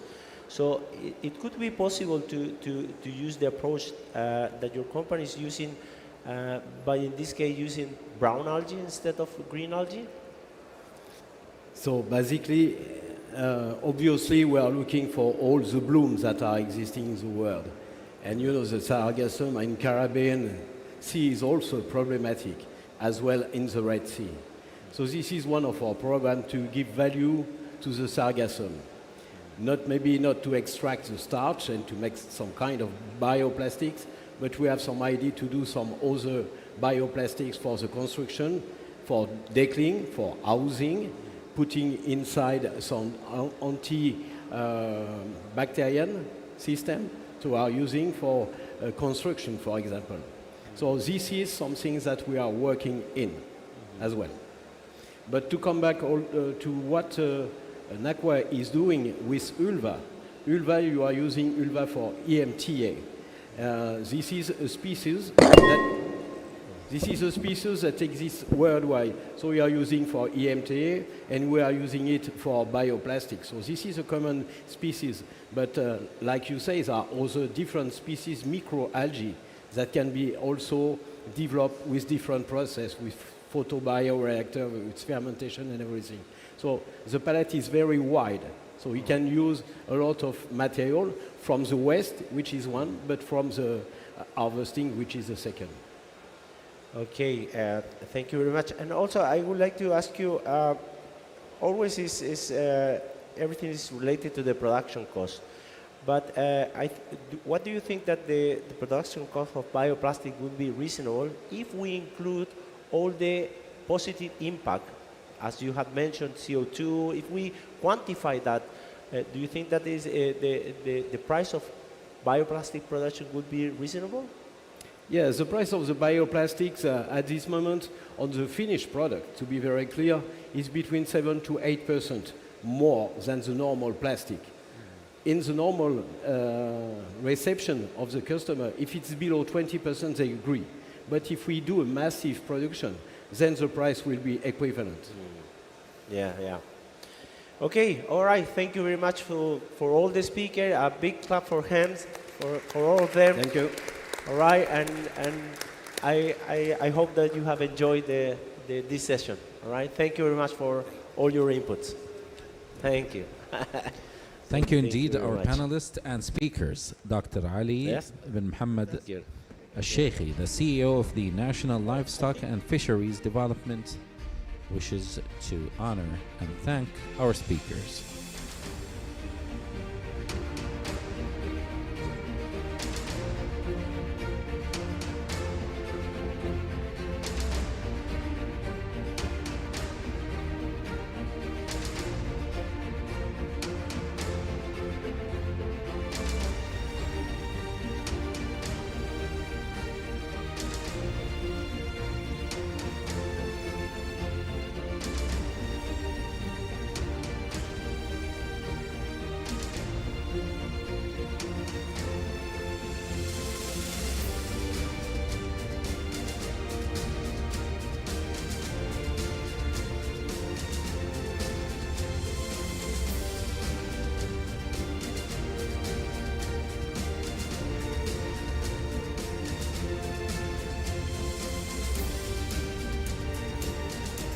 Ladies and gentlemen, please remain on your seats. We're continuing with our program. نأمل منكم البقاء على مقاعدكم. سنستكمل برنامجنا بعد لحظات من الآن. وسيتم الإعلان عن اتفاقيات هامة. Shortly we'll be announcing some very important agreements.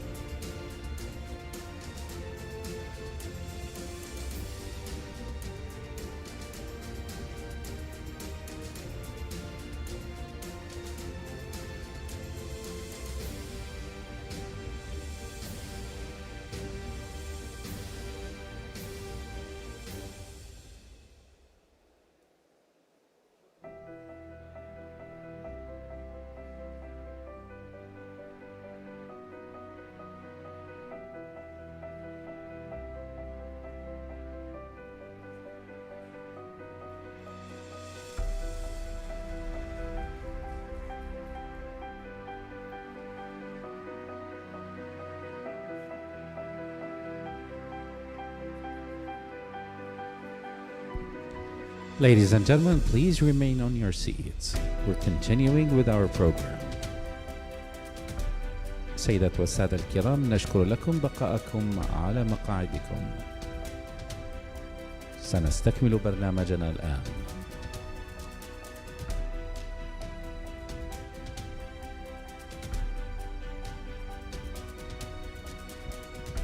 بعد لحظات من الآن سوف يتم الإعلان عن اتفاقيات هامة.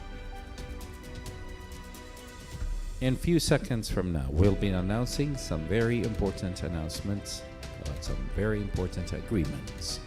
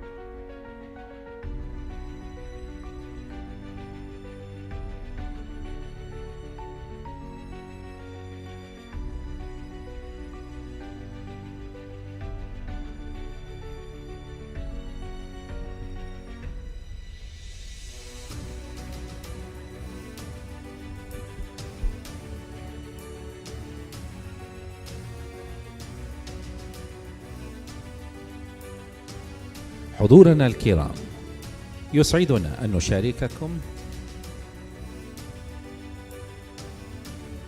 توقيع هذه الاتفاقيات.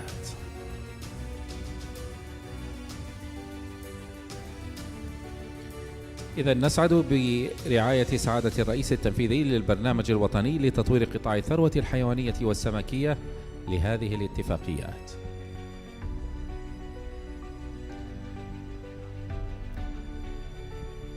الاتفاقية الأولى اتفاقية تعاون بين المركز الجامعي للعلوم البيولوجية والتكنولوجيا الحيوية من جامعة تشينغ كونغ التايوانية وشركة أكوا بريدج السعودية في مجالات تطوير أنظمة الرصد البيئي للعوالق.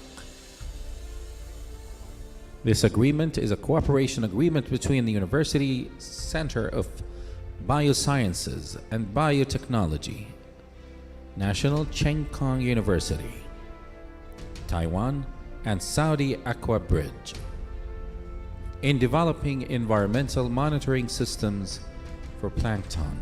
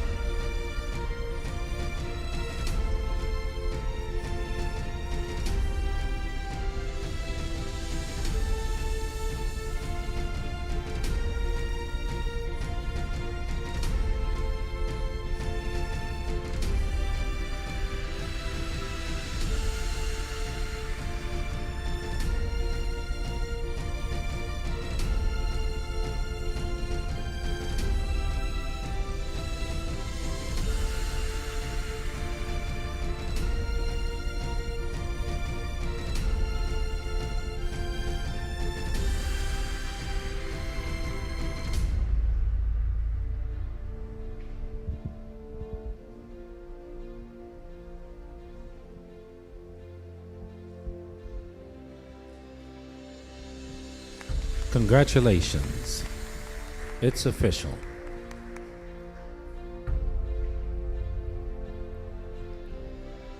الاتفاقية الثانية اتفاقية تعاون بين شركة منصة بحار للتسويق من سلطنة عمان والجمعية التعاونية لتسويق الثروة السمكية من المملكة العربية السعودية في مجالات تسويق المنتجات السمكية وربط عمليات تداول الأسماك بين البلدين. This agreement is a cooperation agreement between Bihar Market Platform, the Sultanate of Oman, and the Cooperative Society for Marketing Fisheries, the Kingdom of Saudi Arabia, in areas of marketing fish products and linking fish trading operations between the two countries.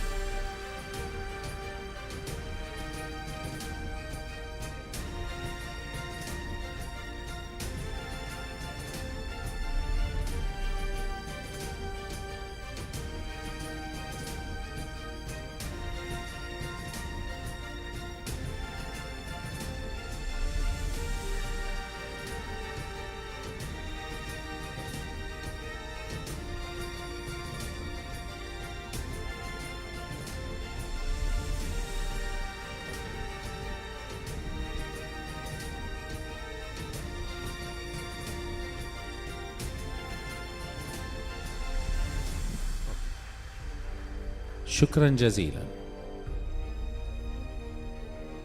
الاتفاقية الثالثة، مذكرة تفاهم بين جامعة الملك فيصل وجمعية وطني للاستزراع المائي لتعزيز الشراكة البحثية في تطوير مشاريع المياه الداخلية.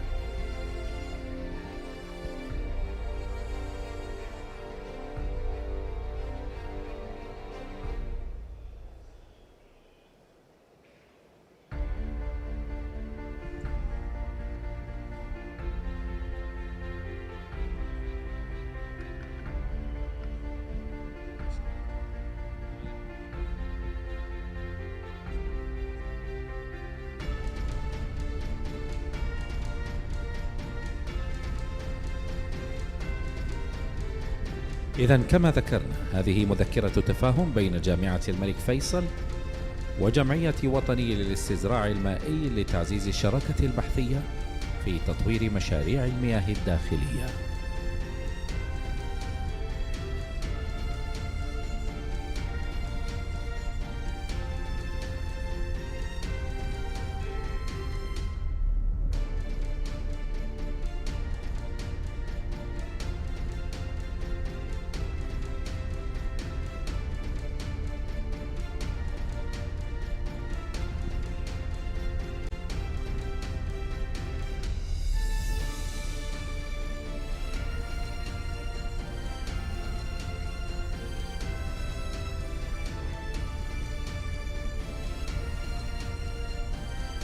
إذن نتقدم بجزيل الشكر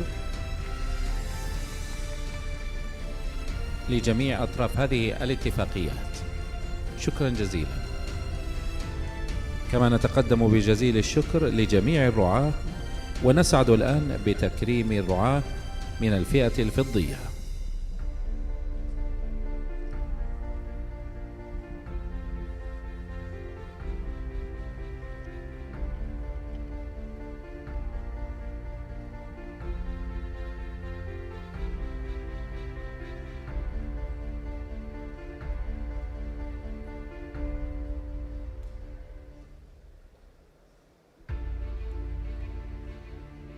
إذا نبدأ بالراعي الفضي الأول، Grand Group for Fish Feed. نأمل من ممثل الشركة التوجه إلى المنصة.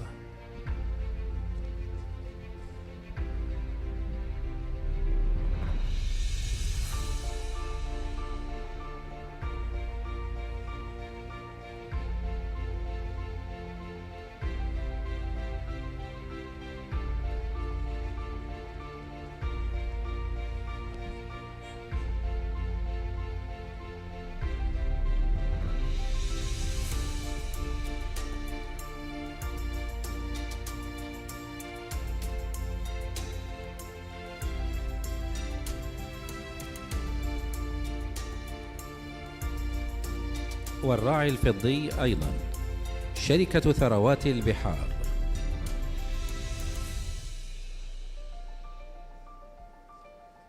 نأمل من ممثل شركة ثروات البحار التوجه إلى المنصة.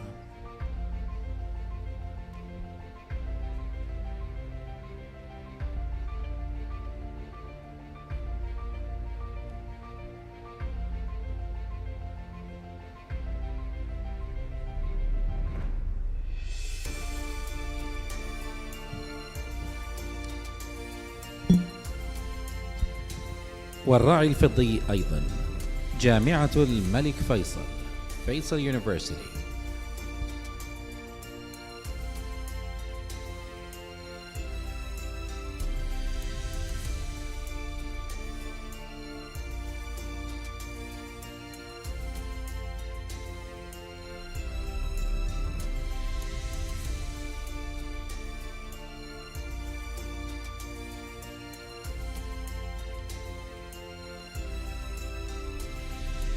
والراعي الفضي أيضا المركز الوطني لتنمية الحياة الفطرية.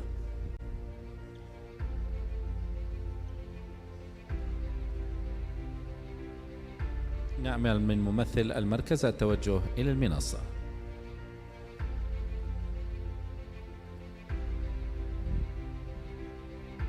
والراعي الفضي أيضا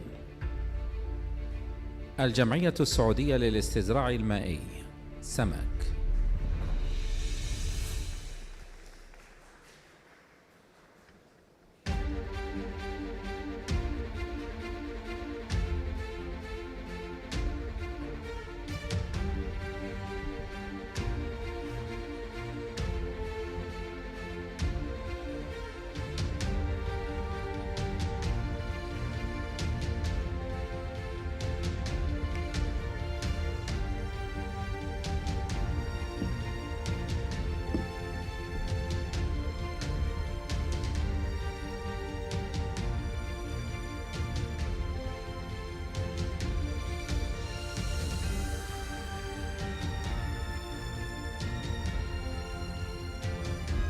والراعي الفضي أيضا مجلس الجمعيات التعاونية.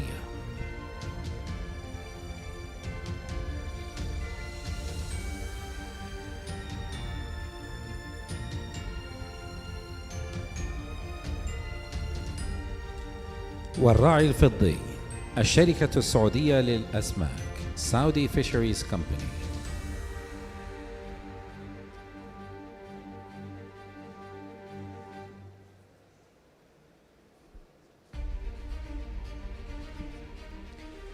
والراعي الفضي المصنع السعودي لأنظمة الاستزراع السمكي ساكوا Saudi Aquaculture System Factory ساكوا.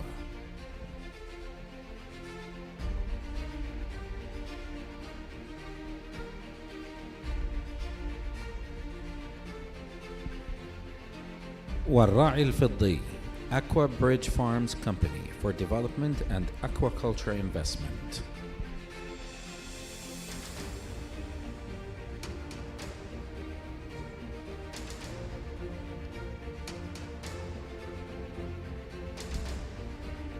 والراعي الفضي Pure Salmon.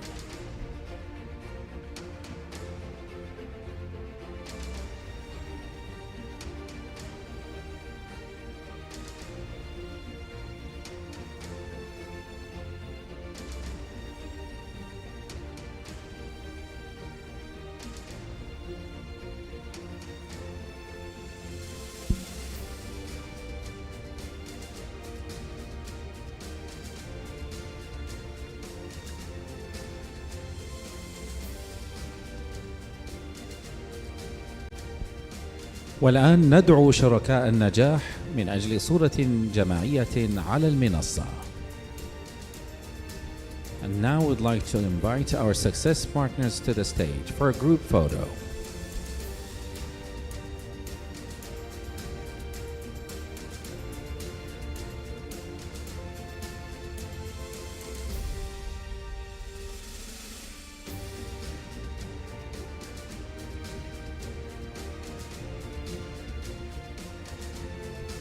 ندعو شركاء النجاح للانضمام إلينا إلى المنصة.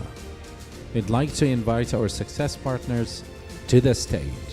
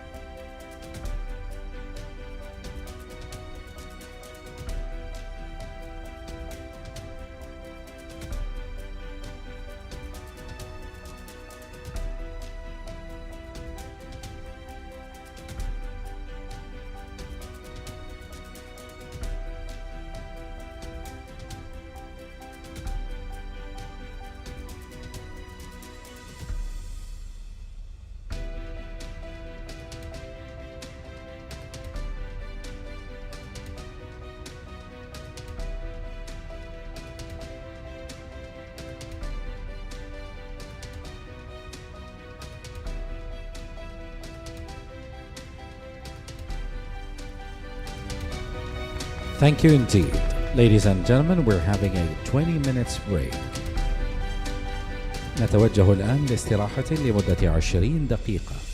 نعود بعدها لاستكمال برنامجنا.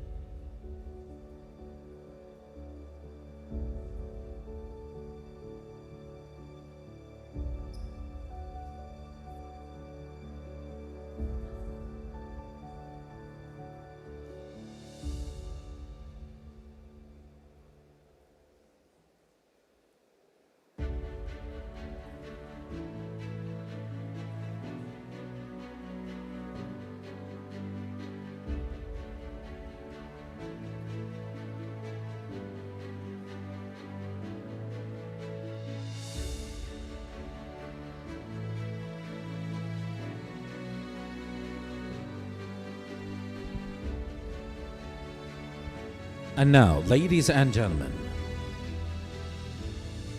we're starting the third session of today's program, Applications of Algae. Please welcome Mr. Jörg Ullmann, Managing Director, Scientific Project Manager of Rocket Klutz, GmbH & Co. He'll be speaking about applications of algae for food.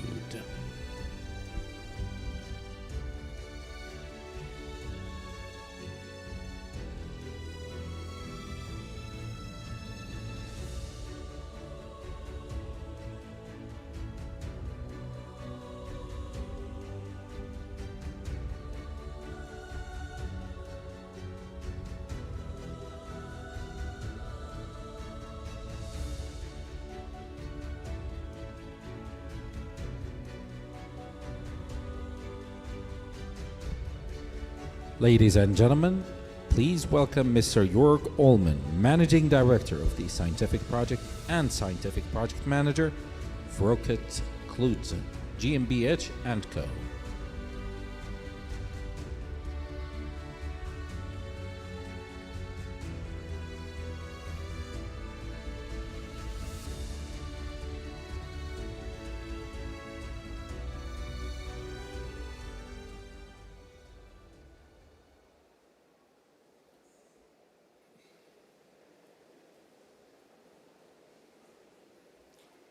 Good afternoon. First of all, I want to thank you for the invitation. It's a great pleasure and honor for me to speak here at your event about the application for algae as food. And I'm in the algae sector since 20 years now. I work on the production of microalgae, different species, and its commercialization. And since we were the first microalgae farm in Europe at industrial scale, it was not so easy in the beginning to produce and to sell this product that was more or less unknown for the region.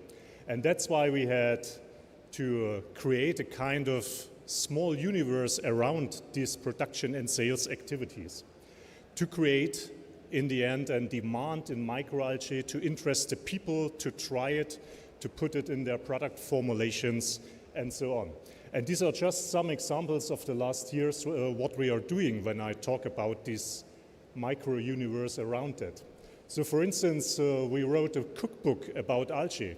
So there are a lot of recipes inside dealing with seaweed and microalgae in food recipes.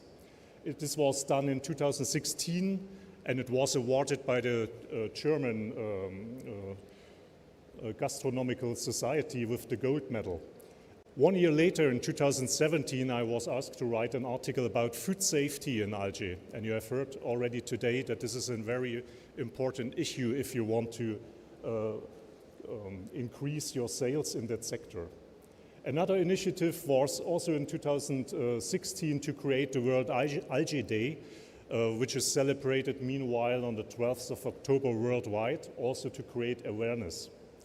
Another thing we are supporting since 2016 is an NGO in Colombia where we are fighting malnutrition, big issue in the world. I will come back later on this topic. And we are also doing some innovative research projects like the development of this small reactor to home grow your living algae and to consume it directly and fresh. But our main task, of course, is to produce microalgae, and this is a view into our production system. It's a tubular glass tube reactor consisting of 500 kilometers of glass tube. We are talking here about a total volume of 600,000 liters and on 1.2 hectare greenhouse. And of course, the tubular system has some advantages if you want to grow these microalgae in a phototrophic way. The algae are optimally exposed to sunlight, protected from environmental contaminations, and so on. And meanwhile, we are growing 12 to 15 different species and strains in the systems. all with a commercial background. So we are not only producing in pilot scale, we are selling this microalgae, and we are commercially successful, so that means we are already making money with that. And we are growing, for instance, Chlorella spirulina, Nanochloropsis, Senedesmus, and some others in these 20 distinct photobioreactors at this greenhouse area. But we are not only focusing on photobioreactor production. Over the years, we have expanded our range of technologies we are using. So in 2010 and 11, we have built up the first pilot fermenters to produce in a heterotrophic way microalgae for different applications. And today we are producing up to 5 different species and strains with this technology, and we are also selling these kind of products. And in the last years we have developed with several partners also in Germany open pond systems, but also protected by greenhouses in Germany. And so we have now 3 technologies available. And this is important for us if we go into the product developments, because for us the first question is what application we are addressing, with which microalgae, this is the second question, and then with which technology we want to achieve that goals. And we are active in different sectors. Of course, we are selling in the supplement segment worldwide. We have some sales in the feed sector, in the aqua feed sector, also in the food sector, and some in the cosmetics and plant conditioners. Cosmetic sector is also very interesting because this is a very innovative segment where we are asked to produce very new species of microalgae. And if you are interested, I will give a talk at the CEPAVA Congress. This is one of the biggest cosmetic congress in the German-speaking area about microalgae in cosmetics end of this year. But today I want to talk about algae as food and its applications, and you have heard already why we need these algae and also microalgae as food. We are confronted with a growing world population, and we have to talk about food security, but not only about that, we also have to talk about how to provide enough and the right nutrients, especially micronutrients, to these people. And algae are very interesting because the biomass productivity is much higher compared to land plants. They are primary producers. They can be grown in fresh and salt water, independent of arable land.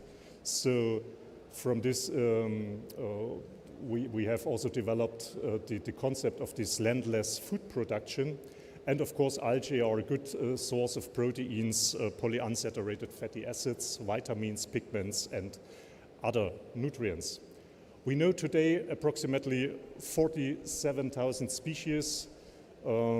As humans, we are just using a bit more than 100 species, and we expect 10 times more on our planet. So we are just still in the beginning to make profit out of this promising biomass. Algae are a sustainable produced biomass.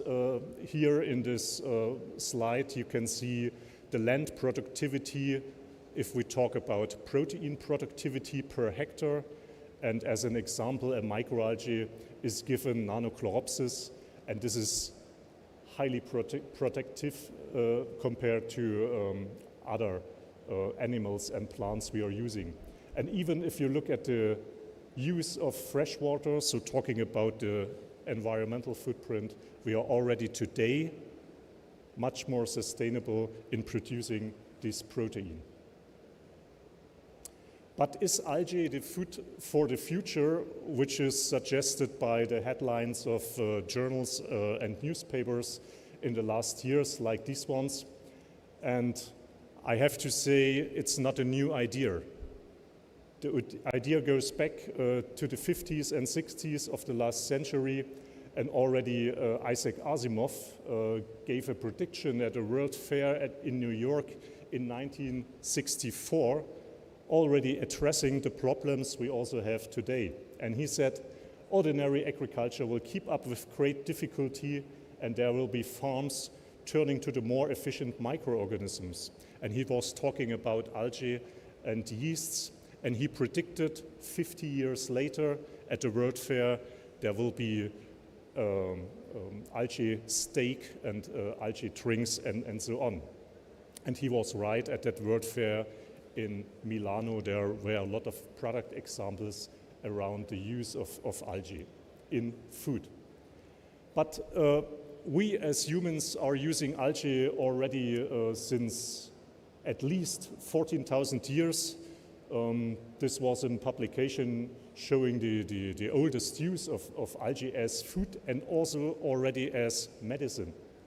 And this was found during archaeological investigations in Chile.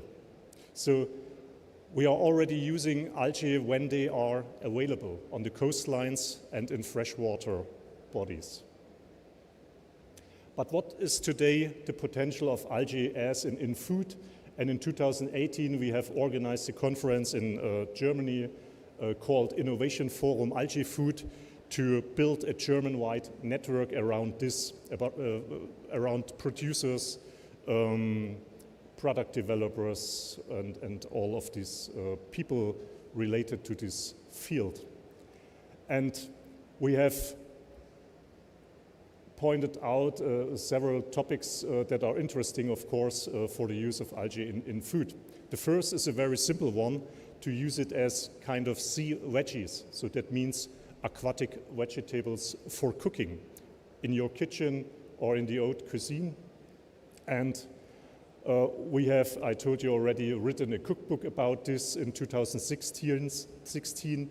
The years later, some more cookbooks were published alone in Germany about the use of algae in the kitchen. And there was so many activity in the sector that even the South China Morning Post were recognizing this and addressed this to a headline in their journal. A recent development is the development of a course. It's a 6-month course of an algae sommelier, and this is the first of its kind in the world. And in these 6 months, we will educate, and you have heard already the last 2 days that education about the use of algae is very important. Here we will educate especially chefs, hoteliers, and also food technologies about algae and its potential in food. And we will talk about species, about production systems, region where they are produced, taste, textures, recipes, and so on, even marketing and storytelling. So in September this year, you can start this course and become the first algae sommelier in the world, if you want. We have already success stories in this field, and it's also important to focus on success stories to show the potential of microalgae as a sustainable biomass. And one of the success stories are functional ingredients. And here we are talking about extracts from red and brown algae, like carrageen, agar-agar, or alginates that you will find as emulsifiers, thickeners, or gelling agents in different food applications everywhere in the supermarkets. You can use algae as natural food colors, and this is important because you can replace synthetic food colors. I just want to show you the phycocyanin, of course, the blue color extracted from spirulina, and if you look in the confectionery market, approximately 50% of the products you will find there colored blue or even green are colored with extracts from microalgae.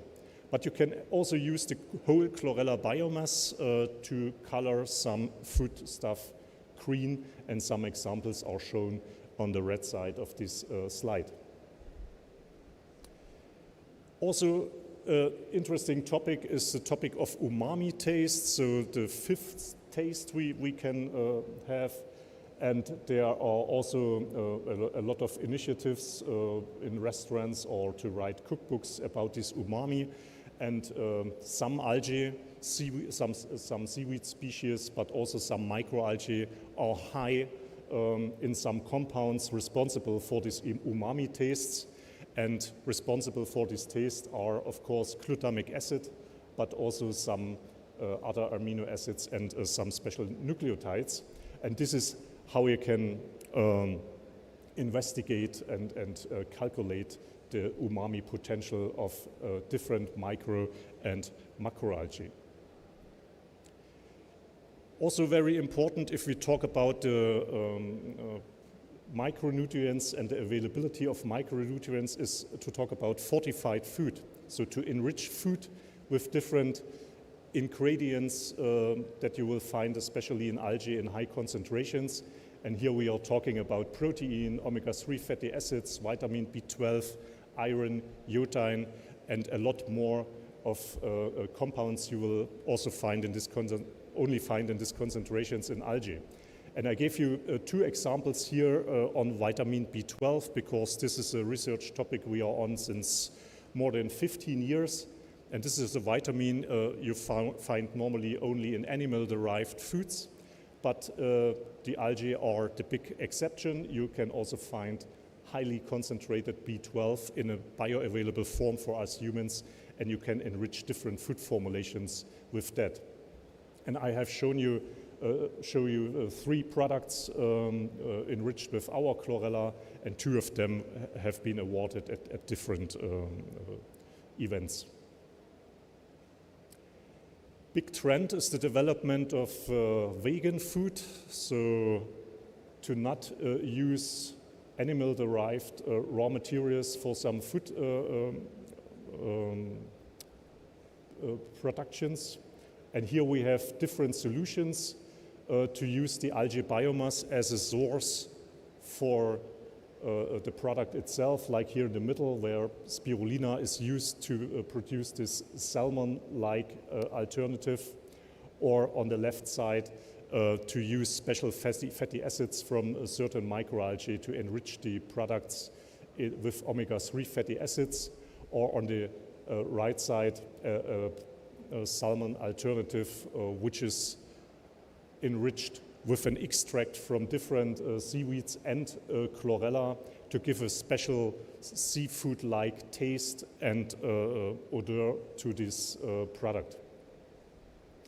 And if you look at this, you find some interesting things in microalgae and also seaweed, because you can mimic the taste of different seafoods with certain algae.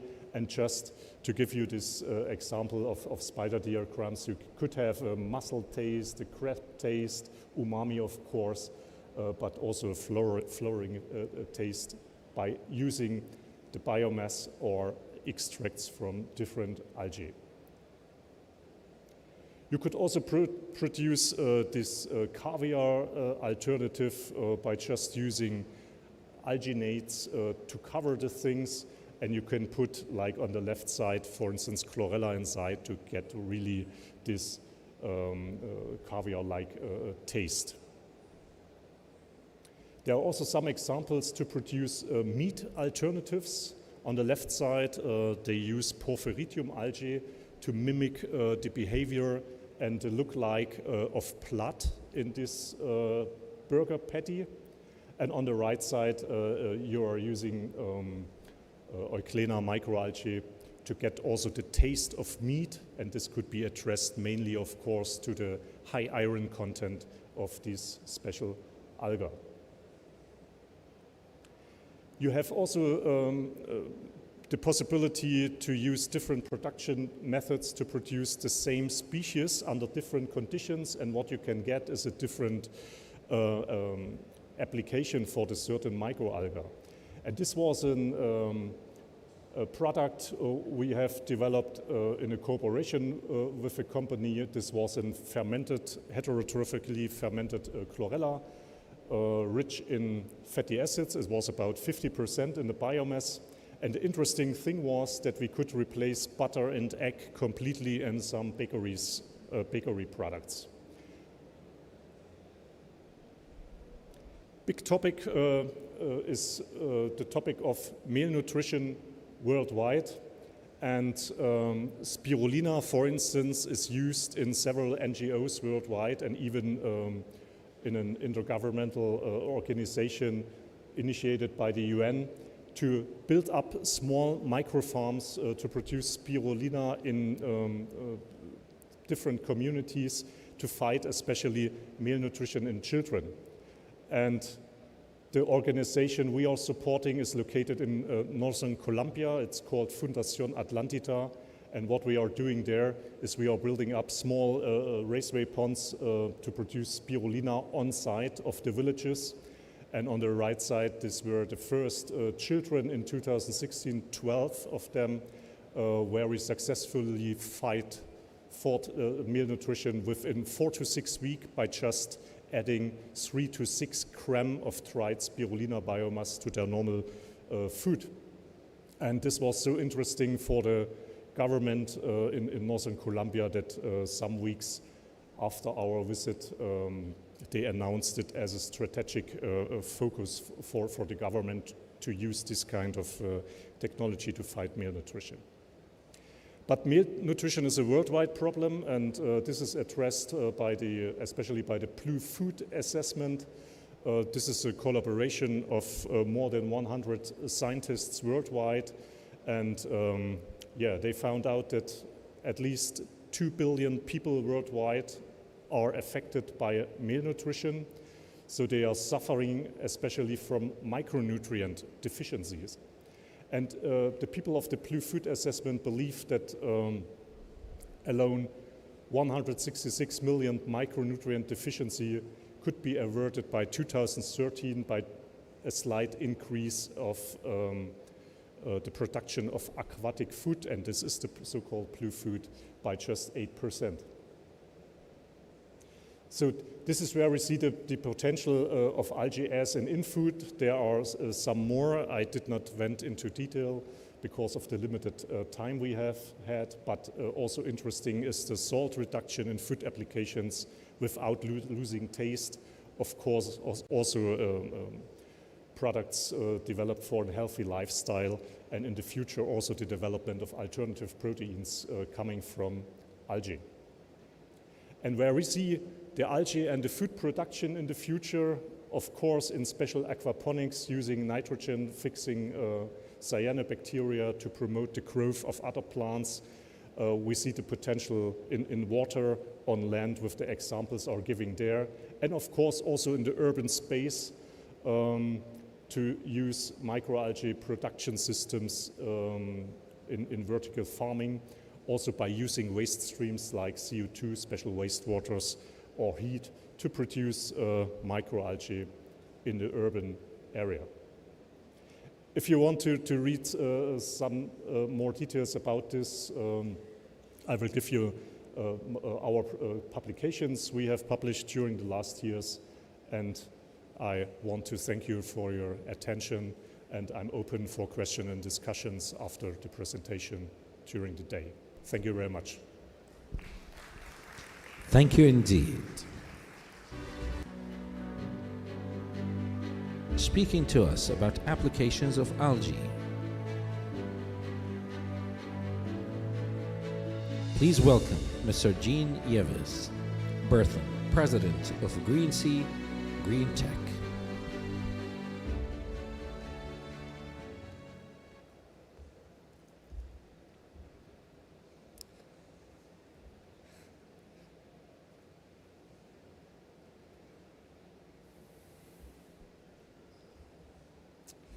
Hi, as you've seen, I'm not Jean-Yves Berthon.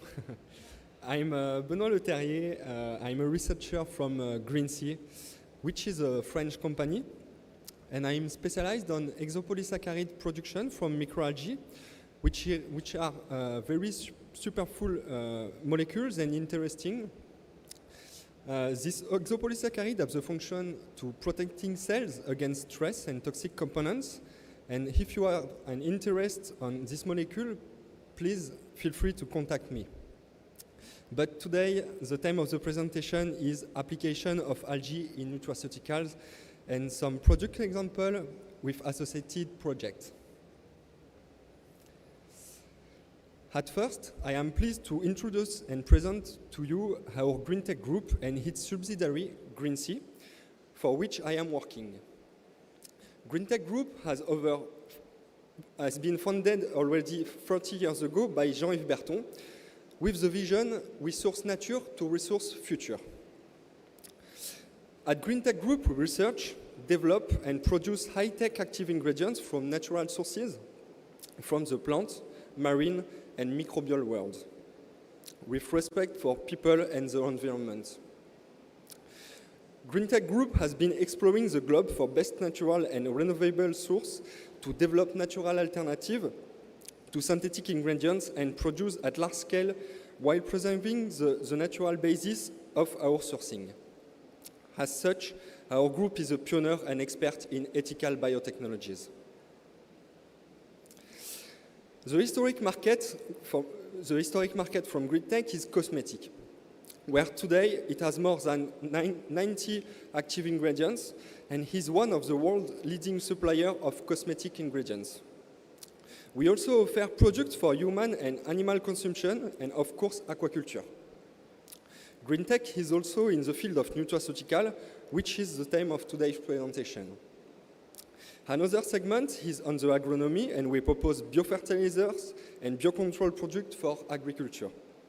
We also offer natural solutions based on sustainable microorganisms with multiple actions, such as for water treatment and or water conditioner. To maintain a bright future, we are working on new biomaterials eco-friendly from algae. More recently, GreenTech is now involved in the pharmaceutical market by offering active natural ingredients for human health according to APA standards. Our functional ingredients are solutions delivered at high quality standards, seriously, at scale and beyond, helping our clients transforming the application industries towards a more sustainable future. This slide presents the key figures of the GreenTech Group, allowing a better appreciation of the place occupied by innovation and industrial transfer. We elaborate our ingredients and solutions based on science, being in the lucky position to foster and benefit from a wealth of sourced materials. Excellent researchers, collaborators, and synergy from interdisciplinary know-how. GreenTech has more than 5,000 references, and innovation is on the center of the project, with 20% of the workforce is allocated to research and development. The group has more than 60 scientific publications and 42 patents. This slide showing 3 of our companies in Europe.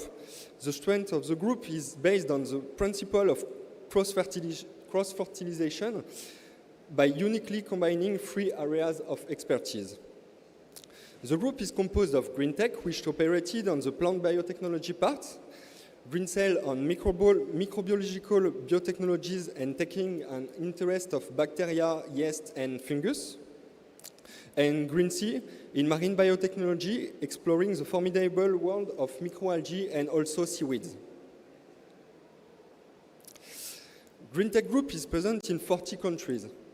As the map shows, it is present in all 5 continents and involves more than 230 people. We are not yet too big, but we are enjoying interesting and secure growth.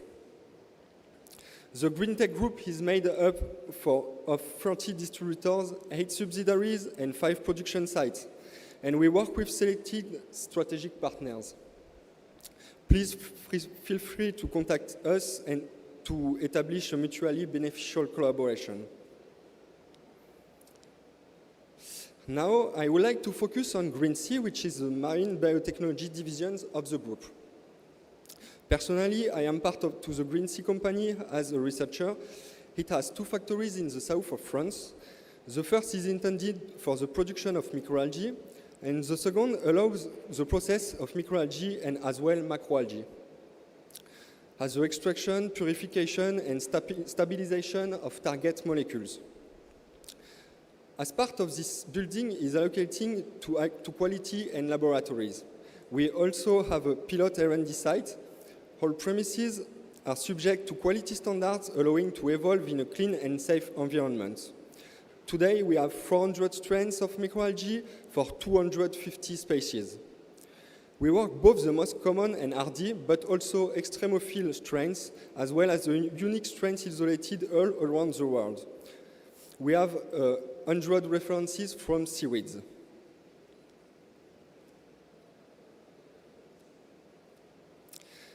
This photo shows one of the two factories, and the picture on the right is intended for the microalgae process and quality control. Greensea has a unique know-how because it works with microalgae but also macroalgae. Research and development is integrated into the company, favoring the industrial transfer of productions. Our missions are to answer to societal concerns with marine biotechnologies, answer to consumer needs, including environmental part, well-being, and health concerns. Explore marine biodiversity with strategic partners, as we still have a lot to discover. Transform algae diversity into innovative solutions. Now, I would like to focus on what is nutraceutical. The term nutraceutical combines the two words nutrients, which is a nutrient, and pharmaceutical.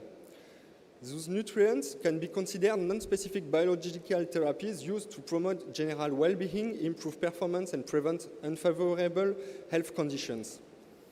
Microalgae are ideal for this application. They are so-called superfoods, which means that they are particularly rich in health-promoting health.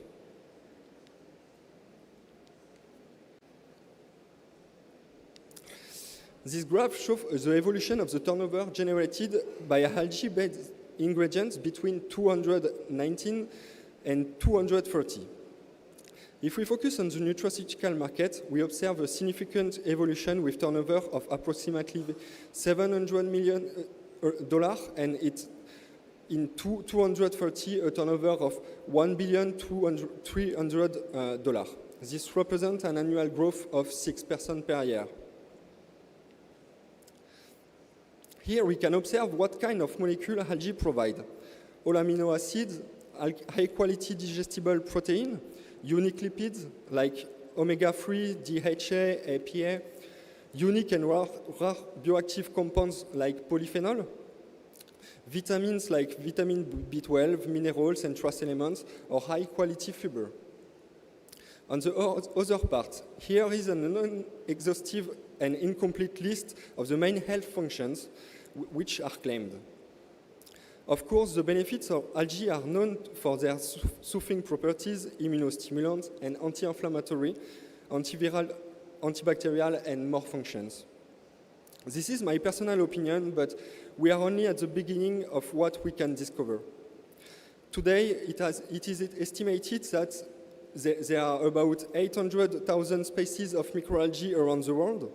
We already know about 35,000 of them, and we cultivate almost 100 species on an industrial scale.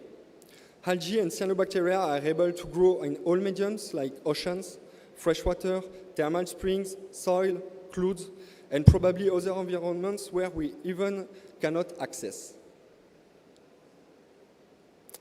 I choose to focus on commercial algae-based pigments from microalgae because I don't have time to explore all of the nutraceutical segments. The two graphs present the market prices practiced in 2019 associated with the market size according to the scientific literature. We have 5 major commercial carotenoids and 2 commercial protein pigments. We know around 600 carotenoids around the world. About astaxanthin, the main production strain is Hematococcus pluvialis, and it is a red carotenoid. The production cost is around $600 per kilo, and the selling price is around $2,500 to $7,000 per kilo, and the market size is 40 million. The evolution of this market is 2.3% per year, and the main use is in colorant, same as beta-carotene. For beta-carotene, who is orange carotenoid, the main producer is Dunaliella sanila. The production cost is around $100 per kilo, and the selling price is around $800 per kilo. The market size is 200 million, and the evolution is 3.3% per year. For fucoxanthin, with the orange-brown carotenoid, the main producer is Phaeodactylum. It prevents age-related disease, and the price range is very heterogeneous and starts from $180 per kilo to $40,000 per kilo. The market size was $95 million. The evolution is 2.6% per year.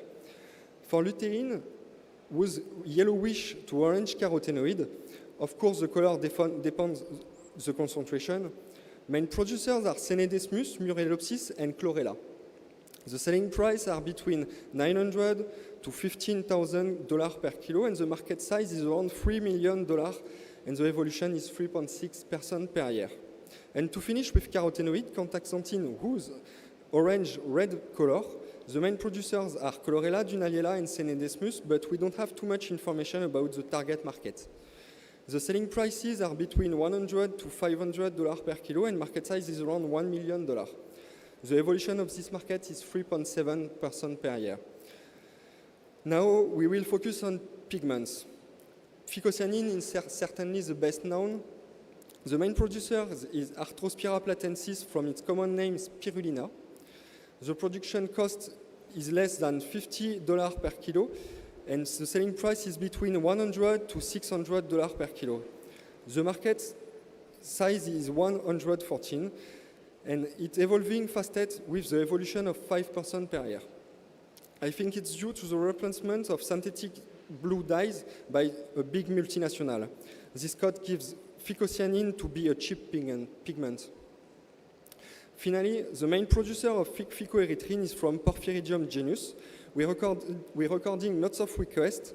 It can explain highest range of prices. It is likely that in the next few years, the price will decrease and the volume will increase to replace the synthetic red dyes. I share our work in this European Lighthouse project with you, as it very well demonstrates how a collaboration between expert partners in the field of microalgae can speed up to market. We develop a European role model to develop innovative ingredients from spirulina under a profitable business plan following a zero-waste approach. The project name is Spiralg. We have been working with 3 partners. The bioraffinery was performed at Greensea. This project has been enabled through grant financing, which all partners receive from the European Commissions. One of the partners was in charge of producing spirulina and how we can become competitive on the cultivation part by improving the cultivation conditions and the process part. Profitability also comes to develop automatization and monitoring the culture. The second partner, Greensea, was responsible for the extraction of the bioactive compounds. Finally, by innovative, cheaper products intended for various sectors. This point also improved profitability. A third company was in charge of adding value to all the products by selecting activity tests according to the sectors, then demonstrate the claims in clinical studies. To improve the profit, it is necessary to limit the losses, and it is with this objective that we carried out stability studies to preserve our product durability.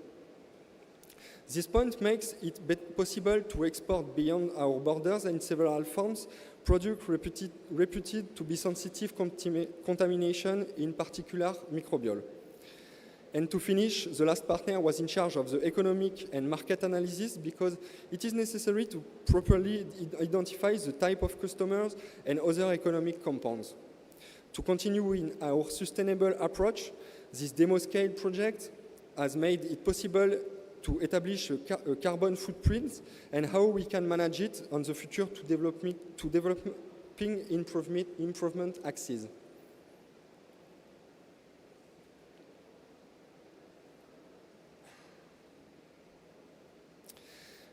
Here are some examples of pigments from cyanobacteria with the bioraffinery concept. Normally, we can see that we get different colors. We have allophycocyanin, which is a purified pigment, and the major use is in diagnosis medical. Phycoerythrocyanin is not a common and widespread pigment on the market, but it has the particularity of being thermostable up to 80 degrees. And to finish, phycocyanin is available for the food feed market and nutraceutical because the pigment is used in the food industry. In accordance with the previous figures announced, phycocyanin remains the majority pigment sold. It is mainly used as a natural dye, and it is starting to permanently replace synthetic blue pigment in large companies. Today, more and more studies show the benefits of phycocyanin regarding degenerative brain diseases. Taking dietary supplements as a preventive measure would limit the effects, in particular related to age, but it would also have antioxidant and anti-inflammatory properties.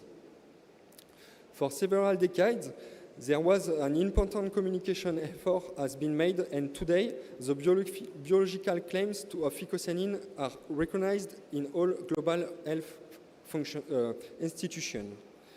Bluefilin, which is our property phycocyanin, extract from spirulina, is the most powerful antioxidant with many health effects. These are, of course, highly functional ingredients, ideally suited for nutraceutical, but also we are working with clients from food and feed applications. Our product, Bluefilin, allows 12 benefits and provide anti-allergic, anti-inflammatory, antioxidant, cell oxygenation properties, and improving the global immunity. We market this product in liquid and solid forms as a food supplement. In chlorella species, which are the most common algae species, we control with natural processes the production of pigments in our culture, allowing us to offer only white and, of course, green microalgae powders. This product provides all the nutrients, fatty acids, and vitamins to limit the nutrient deficiencies. By strengthening the immune system, it improves health functions such as general cardiovascular health. We also have the natural red pigment phycoerythrin in powder and liquid form. This is our value proposition for you, nutraceutical and beyond. As we have previously specified, we are positioned in several markets, and if you would like more information, please feel free to contact us. You find our booth at stand number R08 with product focus on functional ingredients for aquaculture feed. Thank you to Saudi Arabia to let me speak today. Thank you.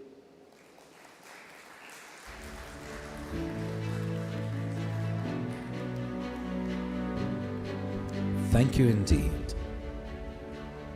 Speaking to us about applications of algae for feed, please welcome Dr. P.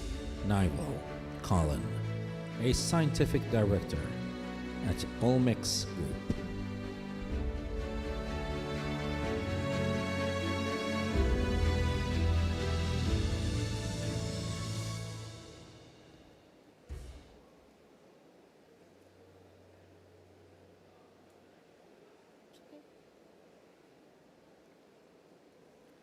So, good afternoon, everybody.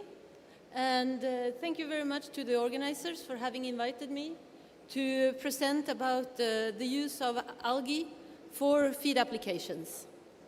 So, my name is P. Naival Collin. I'm working for the French group Olmex that use seaweed for animal and plant applications. And I've been working for seaweed the last 30 years. So for livestock, there are challenges all along their life with high stock densities, short rearing times, different stressful events during the rearing period, feed stress with feed transitions, mycotoxins, environmental challenges, as well as different types of health challenges and pathogens. The consequences of these different challenges are impact on gut integrity, sensitivity during immunity gaps, higher sensitivity to pathogenic outbreaks, lower vaccine response, increased mortalities, and poor growth performances. So the gut barrier and immune functions are challenged throughout the life of animals. As has already been presented by the previous speakers, algae, both microalgae and seaweeds, are in line with global, European, and national policies and consumer demand for more sustainable resources and more sustainable food. And both seaweed and microalgae respond to the United Nations sustainability, several of the United Nations sustainability goals, different European initiatives around blue growth, bio-based economy, food systems, and circular economy, as well as, for example, the French initiatives of eco-antibio and eco-phyto for reduced antibiotic use and reduced use of phytochemicals. There is a strong scientific consensus on the interest of using microalgae to improve health in aqua species, but also in ruminants, as well as in monogastric species. And all this scientific evidence exists also for macroalgae or seaweed species with direct impact on the animal health, but also on animal nutrition, and with a second step of improvement of the quality of the outcoming product, which can have secondary effects on improved human health.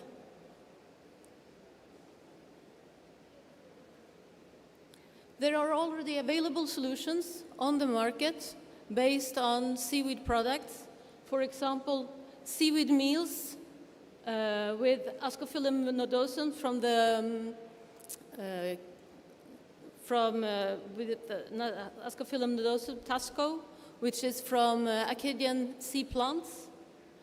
There are algal blends from ocean harvest technology with ocean feed that is designed to deliver the performance of all types of species, and also blends of seaweeds and microalgae powders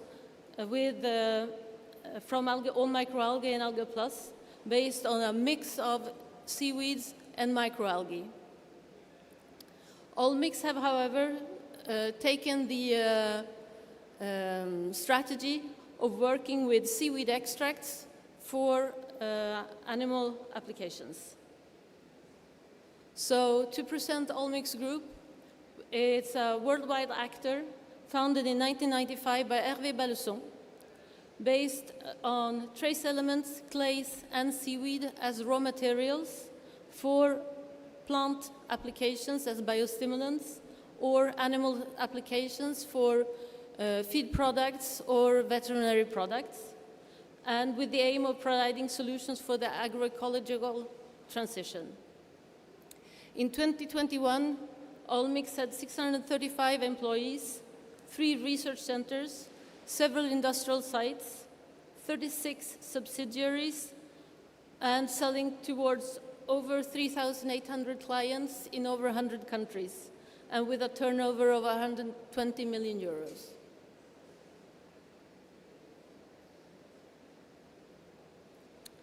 And Allmix is working on seaweed biorefinery since the beginning of the 1920s, with a unique know-how going from the harvest of the opportunistic seaweed via the biorefinery extraction. We today have an industrial site on a 2-hectare site in Brittany, where while the harvest and washing steps take place at the coast, close to the harvest sites, the rest of the processing takes place at the factory, with know-how in harvest, extraction, and complexation of the fractions. It's a zero-waste process where all of the raw material from the seaweed are being used, and a full control of the supply chain.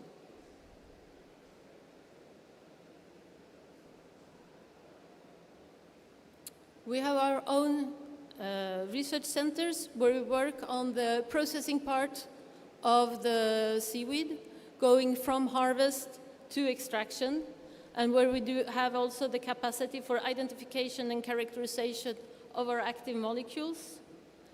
A pilot plant for the scale-up, but for the different applications, the screening of different biological activities and the demonstration of the modes of actions, we are working with a large panel of R&D partners, which gives us access to knowledge on all types of animal species, plant species, and different in vitro models for characterization of the extracts.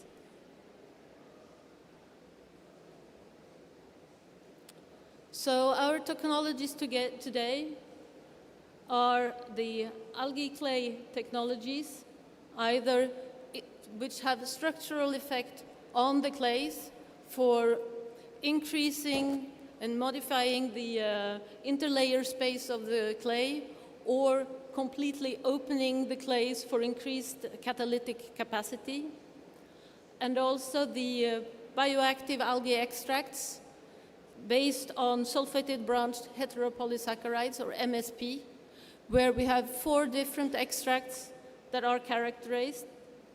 MSP mucin for digestive welfare, MSP lipids for lipid metabolism, and MSP immunity and MSP barrier, which have an impact on immune functions. So for the rest of the presentation, I will show you the work that has been done to demonstrate the activities of the 2 different extracts with an impact on immune function. So for MSP barrier, we've been working with intestinal biotech development in France in a model of colonic epithelial cell line. And what you can, if you look at the graphs, the blue graphs are the graphs where the seaweed extract has been added. The gray bars are the controls with the no treated controls. And as you can see, there is a reinforcement of the tight junctions, which is important for gut barrier function, and also an upregulation of the expression of mucin genes involved in mucin secretion, which together allow to prevent pathogen and toxin translocation. Regarding the MSP immunity, we've been working both with INRAE in order to show and demonstrate the mode of action of the extract in vitro systems, where we have an activation of the membrane receptors TLR2 and TLR4, which gives a stimulation of different types of immune mediators, for example, cytokinins, which, as a third step, activates different types of immune cells. And this mode of action has also been validated in vivo in a poultry model by the University of Western Brittany. And these different works have been published in peer-reviewed journals and are available for everybody. And this is the work that was done with an EPEC-1 cell line and is at the basis of the demonstration of the mode of action of the extract, where MSP immunity modulates cellular and humoral response, as well as immune tolerance. It is also active both on the innate and adaptive immunity in animals. As in the other graphs, the gray graph are the non-treated control, and the blue graphs are with the MSP immunity extract. So you can see the increased expression of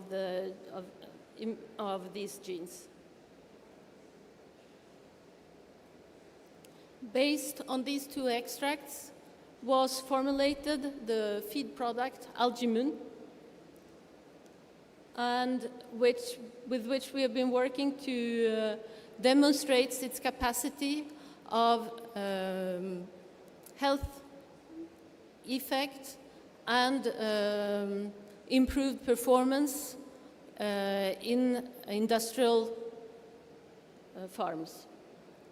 So in this trial, we were working with a poultry integrator in France, and about 400,000 broilers of our Ross genetics were treated with the product in 10 repetitions in 2 identical houses with control and test from 0 to 35 days, with algae introduced at 1 kilo per ton in a control group using a competitor product versus the group algae.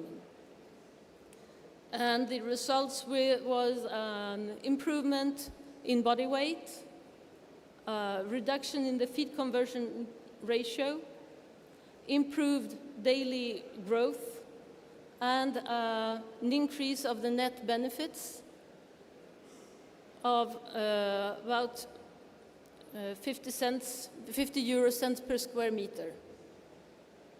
So, and if you take the improvement in the net benefits per chicken, it's very low, but when you're working with 400,000 chickens, it starts to be important levels anyway. So there is an improved performance compared to a competitor product, reliability and repeatability of the results, and increased net benefits. In addition, we also have performance demonstration in poultry, both on the products and demonstrating that the mode of action that was demonstrated for the extract can also be confirmed with the formulated product.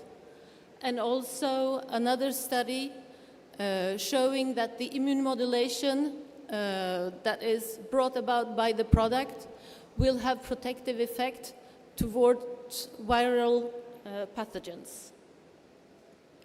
In this case, we used the Marex disease virus as a model. The product can also be used in ruminants, and here we have done field trials during that dry period under heat stress conditions in Spain on a commercial farm with 50 multiparas dairy cows, also at an inclusion rate of 1 kilo per ton. And the average temperature during the trial was 33.5 degrees. And we obtained a 2% increase in milk yield, reduction in haptoglobin in the serum, which is a marker of inflammation, so there was reduced inflammation in the cows. Improvement in the open days for improved insemination, and improvement in the net benefit per cow. We've also have data on the impact on colostrum quality, where algae improved by 13% the level of satisfying colostrum quality, reduced the level of borderline colostrum quality, and of poor colostrum quality. The product has also been tested in aqua, in several different species, here with pathogen challenges, and we see a consistent result in increased survival after pathogen challenge. The black bar is the unchallenged control, the gray bar is the challenged control, and the blue bars are the algae-treated samples.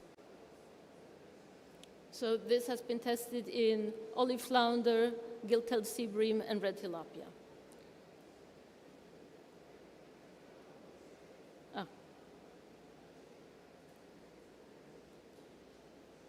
The product has also been shown to have an impact on skin mucus complement activity in rainbow trout, in olive flounder, and in red tilapia, where it strengthens the mucosal barrier integrity and the immune response. As you can see in this trial, where they have verified the goblet cell count in the gut after treatment with the product.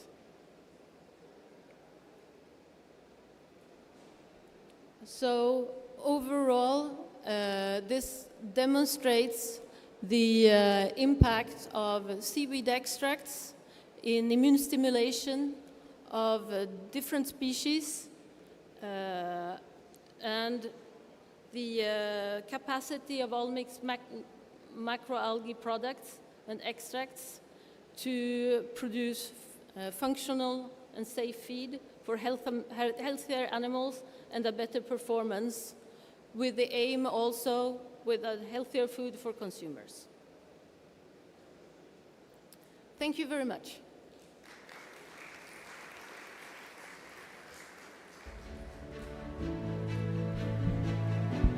Thank you indeed.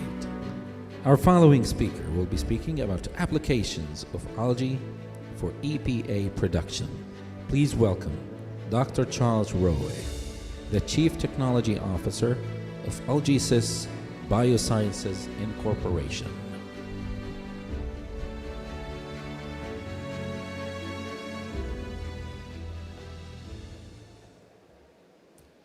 Good evening. I'm Dr. Charles Rowe, and I'm with Algesys Biosciences. We are a biotechnology company, and tonight I'd like to speak to you about the use of algae to manufacture and produce omega-3s, specifically EPA omega-3 fatty acid.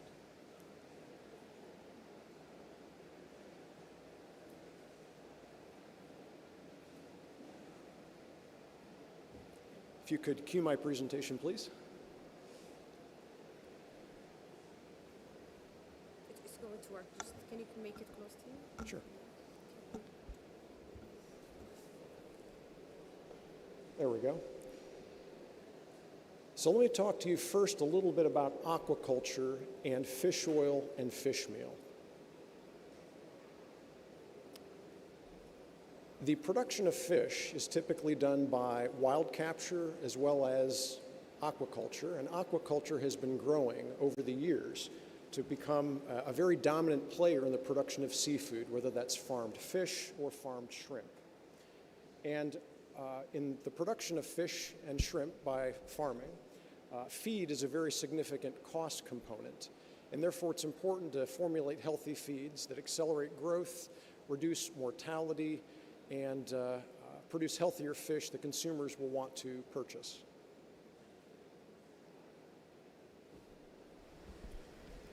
As you can see here, we have fewer and fewer wild-caught fish every single year that are essentially being taken out of the oceans. And a growing number of people every single day require the seas, i.e. seafood, to produce their protein source. So on a daily basis, at least 3 billion people require seafood as their primary source of protein.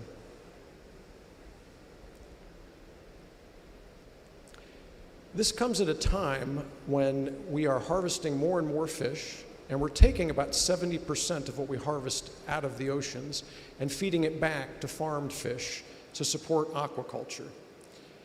Furthermore, one single supply, one single source off the coast of Peru is responsible for the production of the bulk of the world's fish oil, which contain omega-3 EPA and DHA, omega-3 fatty acids. When you count the fact that we are in an era of climate change, we have supply vulnerabilities, supply chain issues. This creates a lot of challenges when it comes to making sure we have a stable supply of omega-3 EPA and omega-3 DHA, as well as a stable supply of fish meal to ensure that we can produce enough farmed fish and shrimp. This is an article from about 2 weeks ago, stressing the fact that rising demand and an erratic supply of fish oil puts at jeopardy our ability to supply the world with a good source of omega-3 fatty acids. And this particular article encourages us to look at alternative sources of omega-3 fatty acids, such as microalgae. Now, let me talk a little bit about microalgae as well as marine protein, because they can both be sourced from algae. Omega-3s are good fats and oils. Your body needs them on a daily basis, but your body does not manufacture omega-3s. You must consume them as part of your diet, whether that's as a result of eating fatty fish with omega-3s or by taking a nutritional supplement. Furthermore, the two most important omega-3s are EPA, eicosapentaenoic acid, and DHA, docosahexaenoic acid. It's important to note that if you consume EPA, your body will make the DHA that it needs. What's very disturbing is less than 20% of the global population get enough EPA and DHA on a daily basis. So we must find new ways to get consumers to add more omega-3s to their diet, and we must increase the supply of omega-3s, because if everyone took the daily recommended allowance, there would not be enough fish in the sea to supply the omega-3 needs of the world. Omega-3s have been studied for the past 70 years. They are the 5th or 6th most studied molecules in human history, after aspirin and penicillin and a few other drugs. There are a number of health benefits associated with both EPA and its derivative, DHA. Chief among them are brain health, joint health, heart health, and a whole host of other benefits that your body gets from consuming EPA and DHA. But not only do your bodily organs and your tissues and bodily systems need EPA and DHA, every single cell in the human body requires EPA and DHA. In fact, your cell membrane in every cell contains EPA because it's an agent that mediates and reduces inflammation at the cellular level. And DHA is associated with what we call cell membrane fluidity. In particular, DHA is a chief component of the fats contained in your brain, and it's often incorporated into infant formula, specifically so that infants can develop their brain and their eyes properly. The original source of omega-3 EPA and DHA is microalgae. And the only reason that we're harvesting fish for their oil containing EPA and DHA is because fish are getting their omega-3s through the aquatic food chain by consuming either algae or something that ate algae. Now, what Algacis is doing is we are going back to the original source of the omega-3s, the microalgae, and we're cutting out the fishing that's required in order to produce these omega-3 oils. And so our products essentially are a replacement for fish oil, but because the strains of microalgae that we're using also contain protein, we can also replace some of the marine protein that are produced by harvesting fish.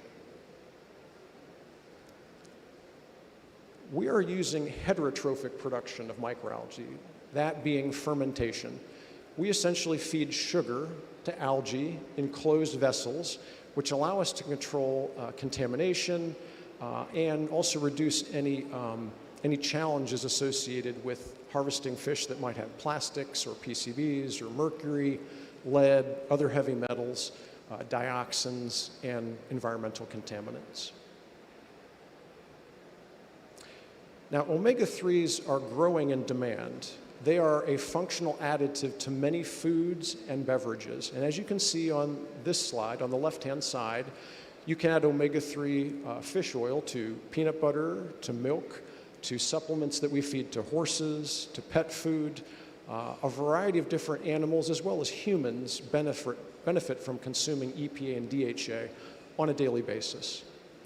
Furthermore, protein sourced from microalgae can be incorporated into alternative meats, such as Impossible Foods burgers and some of the other types of products that consumers are increasingly demanding. Plant-based sources of protein right now are very much in demand globally speaking.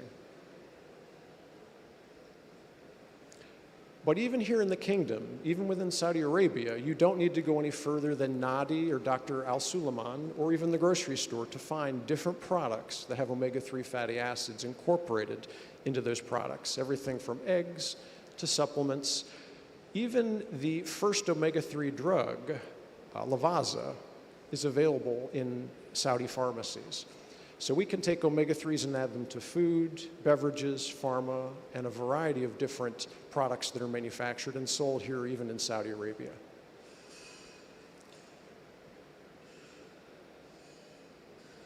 So algasis is essentially producing powdered algae by means of fermentation.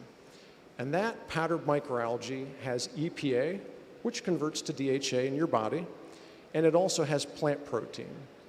And we can use this powdered algae in various feeds associated with aquaculture, production of livestock and animals, as well as in human foods, beverages, and human nutritionals.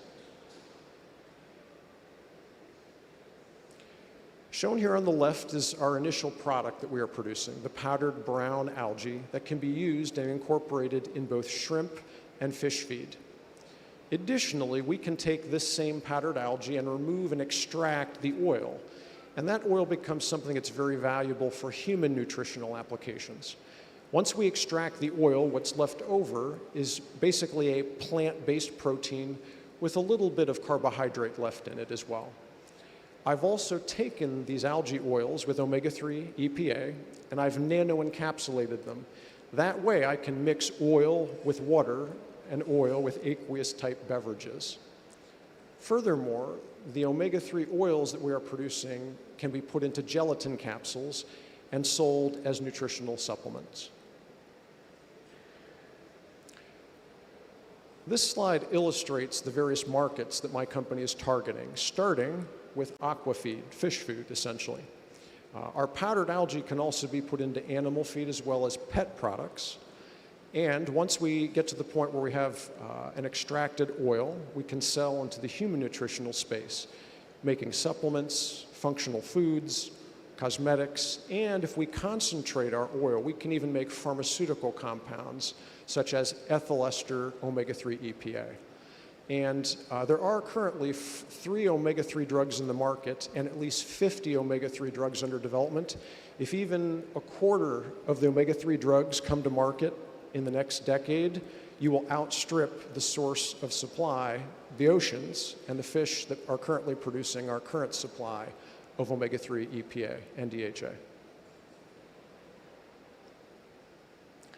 The products that we are producing are vegetarian, vegan, they're halal, they're non-GMO, they're carbon neutral. They have many benefits, as I mentioned, to both animals, fish, and humans. And our technology is both modular and scalable. As long as we have a source of sugar, and as long as we have an industrial biotechnology facility where we can ferment our product, we can virtually make these products anywhere in the world. And in particular here in Saudi Arabia. This technology is climate change immune.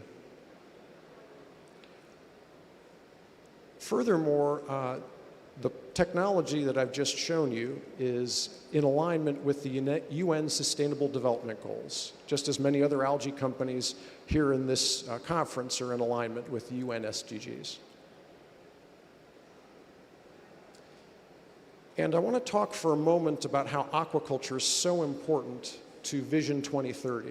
I admire Vision 2030 and the goals that Saudi Arabia has established. In particular, I believe my company can help with the growth of the aquaculture industry. In fact, I believe that the Middle East and also Europe are fast becoming leaders in food security, sustainability, as well as aquaculture. Because the kingdom imports a large amount of its food, food security is something that's very important to Saudi Arabia, and aquaculture can help get you moving towards a situation where you have food security because it's a very cheap source of protein. In the kingdom here, a large number of fish and shrimp farms are increasingly going up, And in the Middle East and North Africa, likewise, many countries are focusing on growing fish and shrimp in order to accelerate food security. But you're going to need feed ingredients produced domestically rather than relying on imports if you really truly are going to be sustainable and food secure. This slide accentuates the fact that Saudi Arabia has set a very high bar for its aquaculture industry. The Vision 2030 goal is to get to about 500,000, perhaps even 600,000 metric tons of seafood produced domestically here per year.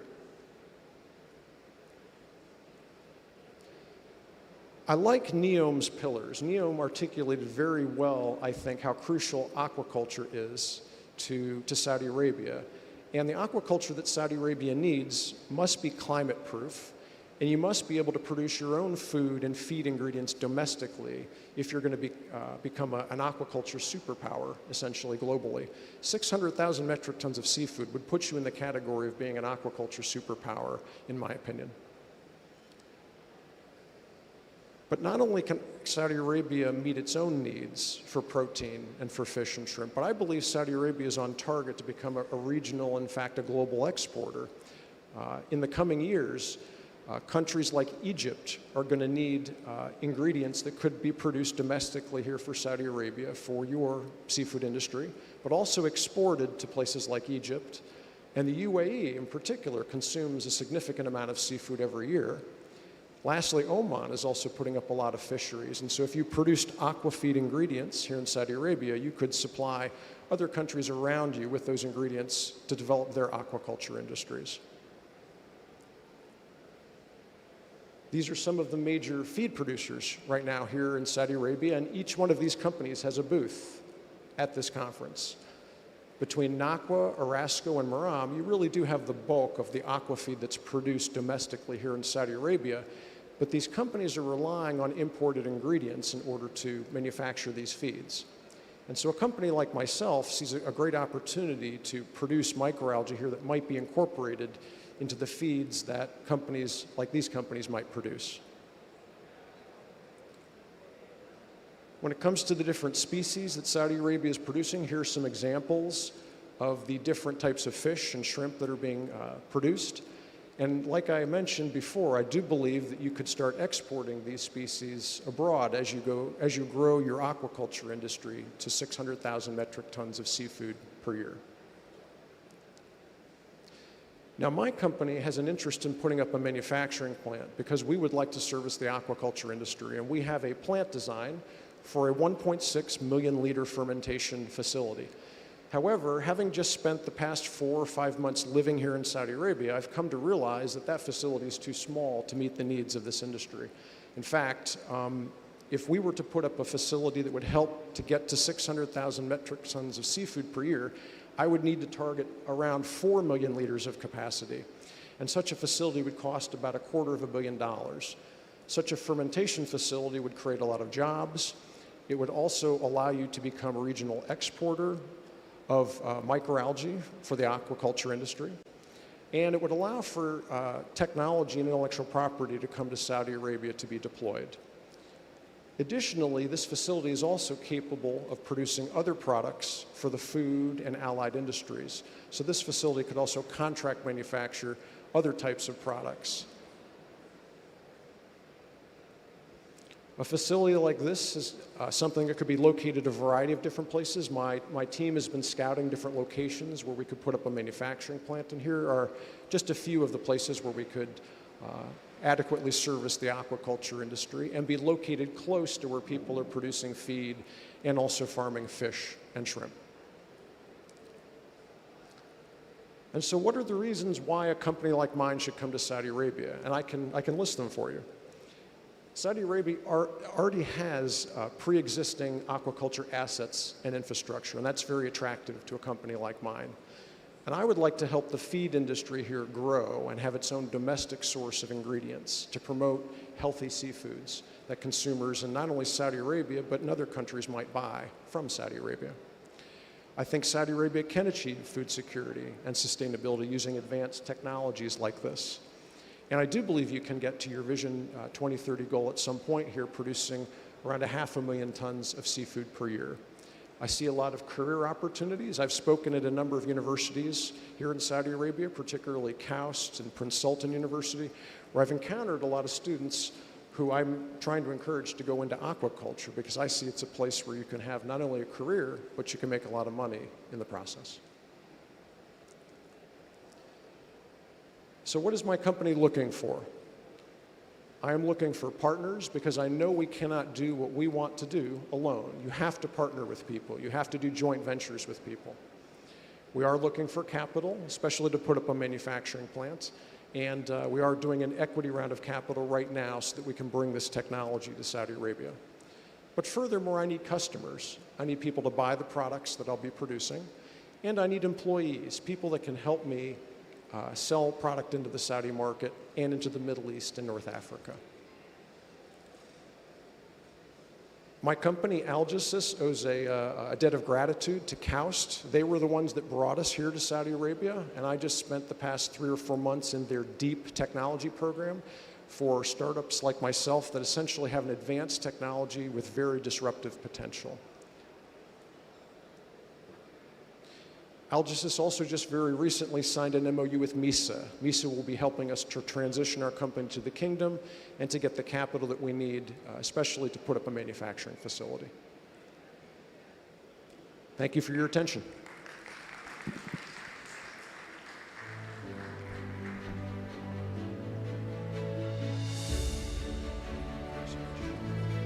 Thank you indeed.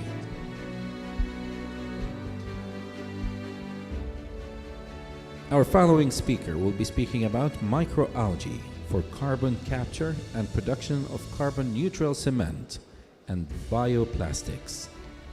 Please welcome Professor Joel Suello, Department of Biosystems Engineering from University of Arizona. Thank you all very much. Good evening, salam alaikum.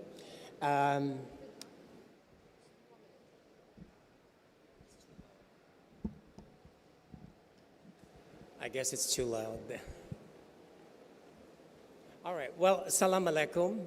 Good evening to everyone. And I'd like to thank, of course, the organizers for having me here. Special thanks to Dr. Youssef Al-Hafid.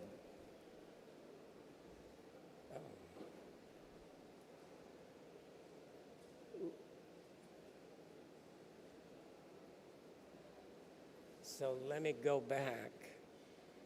Oh, jeez. I guess it advanced. All right. Thank you. Sorry, it started in the middle. Okay, there we go. All right. So I'm a professor of biosystems engineering at the University of Arizona in the United States. That is our campus, and of course, you're most welcome to come and visit. My distinguished industry colleagues already have talked to you about the major applications of microalgae. And so I'm going to be talking about 2 emerging applications of microalgae. So in other words, technology readiness level is not that high yet. We're talking about less than 5. But they are emerging and they are potentially crucial. So I'm going to talk about 2. One is microalgae for carbon capture and production of carbon-neutral cement. And the other one is using microalgae to produce molecular hydrogen gas. So let's talk about the microalgae for carbon capture and production of carbon-neutral cement. So some of you may not be familiar with this form or type or species of green microalgae. They are referred to as coccolithophores. These are microalgae actually that are green, meaning to say they're photosynthesizing. But what's unique about them is that they surround themselves with a plate that is made of calcium carbonate, which is limestone or calcite. And so that's what makes them unique. But they are photosynthesizing, so there are 2 processes involved. One is photosynthesis, where CO2 is fixed into carbon molecules, and then the other one is calcification. So this is the most common species in nature, Emiliania huxleyi. Here's another one, which is Coccolithus pelagicus, just to kind of show you the morphology of the plate. Again, it's limestone, it's calcium carbonate. Here's a third example, which is Chalcidiscus leptoporus. And again, you can see the individual shells or coccoliths that form the shell. So what's happening here is that, of course, this occurs in nature in the sea, in the ocean. So when CO2, and I'm sorry I can't show you the laser, but when atmospheric carbon dioxide enters the water, it goes through these reversible reactions, which are referred to as the seawater carbonate buffer system. But ultimately, a CO2 molecule is captured or is fixed by the process of photosynthesis, and it becomes part of the organic carbon within the coccolithophore.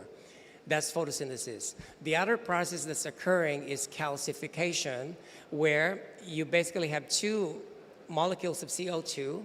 It will produce two ions of bicarbonate, and that will then produce calcium carbonate, and it will emit one CO2. So out of two molecules of CO2, one is used for calcium carbonate, the other one is re-emitted. So there is a net CO2 capture here, and that's what's outstanding about coccolithophore. So you are basically storing the fixed carbon into calcium carbonate, which is a very stable form of CO2 storage. Okay, and again, this occurs in nature, and essentially your inputs include sunlight for photosynthesis. You have seawater, which contains the calcium and other nutrients that are required by the coccolithophore. And then, of course, you have carbon dioxide. And that's how you form the calcium carbonate or the limestone. So this is the white cliffs of Dover, and that white material is actually limestone, and that was produced precisely through coccolithophores. And of course, that occurred in the late Cretaceous period, which is about from 100 to 66 million years ago. But this is showing you, this attests that this form of carbon storage is really stable. So if you want to fix CO2, you want to transform it into a form that will be durable and will last a long time. This is the global distribution of coccolithophores in the world's ocean. So again, sorry, I don't have my laser pointer, but if you look at Saudi Arabia on the eastern part, you have the Persian Gulf, and I guess part of that would be Oman, and you can see those blue area there, which is rich in coccolithophores. And of course, the population of coccolithophores in other parts of the ocean around the planet is quite abundant. All right, and here is in the Black Sea. This photo was taken by a satellite by NASA, and you can see those aquamarine coloration in the Black Sea, and that actually corresponds to a bloom of coccolithophores. And this occurs normally every year around June or July in the summertime. Okay, so again, this is your coccolithophore, where you produce calcium carbonate using sunlight, CO2, and seawater. And so the U.S. Department of Energy has funded a project that's being conducted at the University of Colorado at Boulder, where they are growing coccolithophores and then isolate the calcium carbonate plate so that they can isolate the limestone or the calcium carbonates. And their objective is to use that as a component for cement, because cement is 75% or thereabout of limestone, which is calcium carbonate, and about 25% clay. So today, the most common source of limestone that is used in Portland cement is coming from mining, so from quarry. But that is associated with the release of substantial amounts of carbon dioxide, including, of course, the transportation and the heating of that. So that is associated with about 2 gigatons CO2 per year in terms of cement production globally. However, if you replace the limestone that is extracted from the quarry with the limestone that is produced by the coccolithophores, then you're going to save 2 gigatons of CO2 per year. You're going to obviate the release of about 2 gigatons of CO2 per year, and that is based on the current global urban construction rate that is going on, which is equivalent to adding 1 New York City per month. So that's the rate of construction globally that is taking place. So in the United States, so this group at Boulder in Colorado, they made this calculation that to be able to meet the current US construction industry needs, they need to grow these coccolithophores in 2 million acres of ponds. So they're using open raceways or open ponds.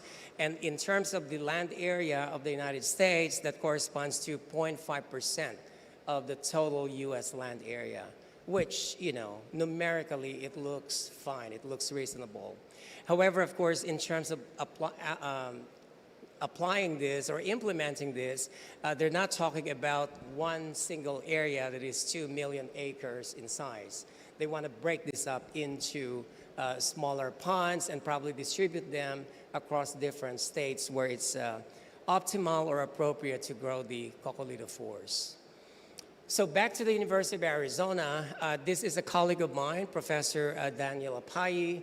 I'm in the Department of Biosystems Engineering. He's actually in the Department of Planetary Sciences and Astrophysics. But he's very interested in coccolithophores and the potential that it has.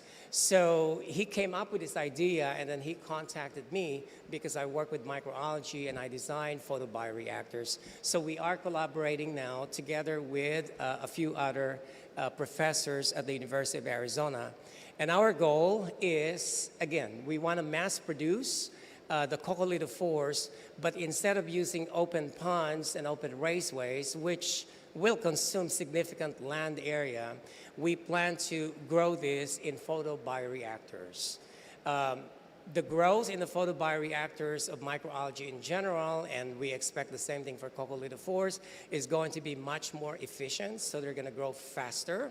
The productivity is higher, and in the end, we're going to use a much smaller footprint of land because it's going upwards and not just area across land. So this is going to be a much more efficient method. So instead of using, say, 2 million acres of ponds to be able to meet the US construction industry needs currently, we, at least based on rough calculation, I would expect that this would be about 50% or even less of the 2 million acres of ponds if we use photobioreactors. And my laboratory group in the Department of Biosystems Engineering at the University of Arizona happens to be developing original photobioreactors that are relatively low cost but high performing, and one of these is the air accordion photobioreactor. It's made of plastic, polyethylene, and I'll talk about this in a few more minutes. And currently it's licensed by the university to a company called Algae Cell that is based in Norway. So let's go to the second application that I want to talk about, which is microalgae for production of hydrogen. So I'm sure you're well aware that hydrogen is a renewable fuel. And there are car companies, for instance, in the mobility industry that's looking into using hydrogen fuel cells to be able to power vehicles with less emission or significantly lower emission. So there's this microalgae called Chlamydomonas reinhardti that automatically produces or spontaneously produces hydrogen gas in nature. However, the conditions need to be right for it to produce hydrogen gas. So just to a refresher here, this is your plant cell, or it could be an algae cell, and of course you have a chloroplast which contains the green pigment called chlorophyll. So if we look at the details, you will find the chlorophyll in the membrane called granum or the thylakoids. So the thylakoids constitute the granum, and the chlorophyll is inside the thylakoid membranes. So here's another diagram of the chloroplast, and then the location of the granum, where the chlorophyll molecules are. And this is how the photosynthesis process works. So light hits the granum, the thylakoids, and that's where photosystem 1 occurs. And then there's another part of photosynthesis which is called the dark portion of the photosynthesis, where you have the fixation of CO2 into glucose or carbon molecules. So let's focus on the light-dependent reaction, where the splitting of the water molecule into oxygen and hydrogen occurs. All right. So you have these two centers, which are molecules. You have PS2 on the left, that is photosystem 2. And then you have PS1, or photosystem 1, in the middle. What happens in normal photosynthesis is that sunlight at the wavelength of about 670 nanometers, it hits photosystem 2, and the electron there gets activated. The electron came from water, which split into oxygen and electrons, and that electron gets excited, and it's received by those series of molecules or electron acceptors going into photosystem 1. And then photosystem 1 receives another jolt of radiation at a wavelength of 680 nanometers. It gets excited again, and then ultimately it's received by the final electron acceptor, which is NADPH, and from there it goes into the Krebs cycle to produce glucose. Now, in normal operation, because we are producing oxygen from water, this becomes an aerobic condition. When there is oxygen, when it's aerobic, there is an enzyme called hydrogenase that is deactivated. Hydrogenase is the enzyme that catalyzes the production of hydrogen gas. So when there is oxygen in the cell, hydrogenase is deactivated or inhibited. There's no production of hydrogen gas. So, but we want to produce hydrogen gas. So how do we do this? So there's a group of investigators at the University of California in Berkeley, and the technique that they decided to employ was sulfur deprivation. So the nutrient solution where you grow the chlamydomonas, it requires sulfur because sulfur is a component of amino acids. So it's an essential part of living things. So when they deprive the culture of sulfur, photosystem 2 becomes deactivated. And so now there is no production of oxygen. And so this becomes an anaerobic condition, and hydrogenase then, which is the yellow circle to the right, it becomes activated and it catalyzes the production of hydrogen gas. All right. So the only thing with this is it's not going to last forever. So what they do is they transfer the microalgae from the sulfur-deprived culture medium. They transfer it into a culture medium containing sulfur, all right? And then they transfer it again to one without sulfur. And that's how they're able to maintain the production of hydrogen gas. But that is a very laborious process and not very convenient. So in my case, in my laboratory, we decided to come up with a different technique. And we refer to it as the selective photosystem 2 deactivation. In this case, we're not depriving the culture medium of sulfur, but we're using light to be able to activate or deactivate photosystem 2. You see, photosystem 2 is activated at a specific wavelength with a peak at 670 nanometers. But photosystem 1 is at 680 nanometers. So what if you have a light that you only shine at 680 nanometers? It will only activate photosystem 1, not photosystem 2, because photosystem 2 at 670 nanometers. And today it's possible to do that because we have LEDs, and LEDs have very focused wavelength, peak radiation, and you can also use certain filters to really narrow down the spectrum emission of LEDs. And that's precisely what we did. And we already published the results. But anyway, what I want to tell you is that we succeeded in demonstrating this technique. That is by shining light-emitting diode with some filter at 680 nanometers, we were able to activate photosystem 1 but not photosystem 2. The end result is because photosystem 2 is not activated, there's no production of oxygen. When there's no oxygen, hydrogenase is activated and hydrogen gas is produced. So it's a great thing. And I'm not going to talk about this data, but it's just basically describing what I already told you. So the idea, of course, is to be able to grow this in photobioreactors.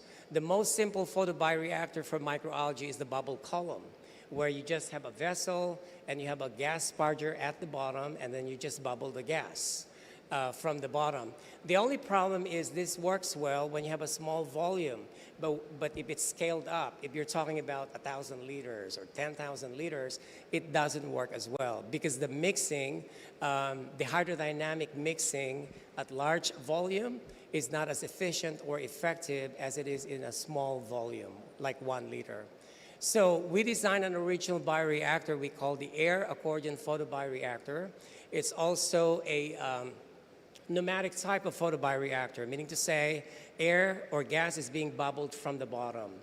But instead of having a straight vessel, you can see the side view here, we angled it like serpentine or zigzag. And that actually improves the hydrodynamic mixing inside the photobioreactor. So you have a better mixing that is going on. And so you're able to scale up this process and maintain the growth rate and productivity of the microalgae. And that's precisely what we demonstrated with these large-scale photobioreactors. This is about 55 liters each. And again, we compared this directly with a bubble column as control.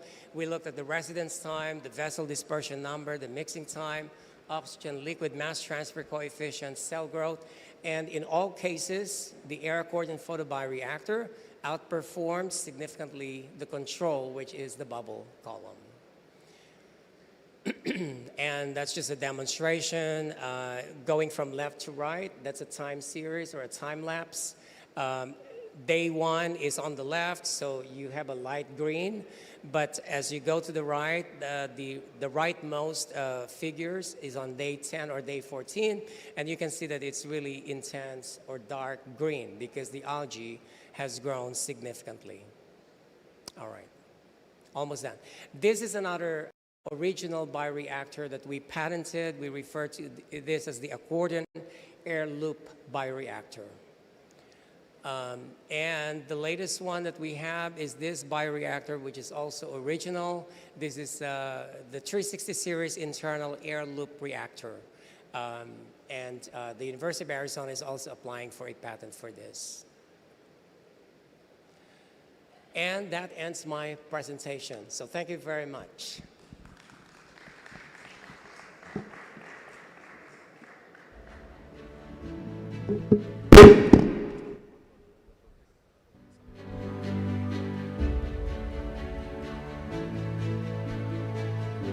Thank you indeed. And for the panel discussion, I'd like to invite all the panelists on stage. This panel discussion is titled Applications of Algae. And it will be moderated by Mr. Vitor Verdelho.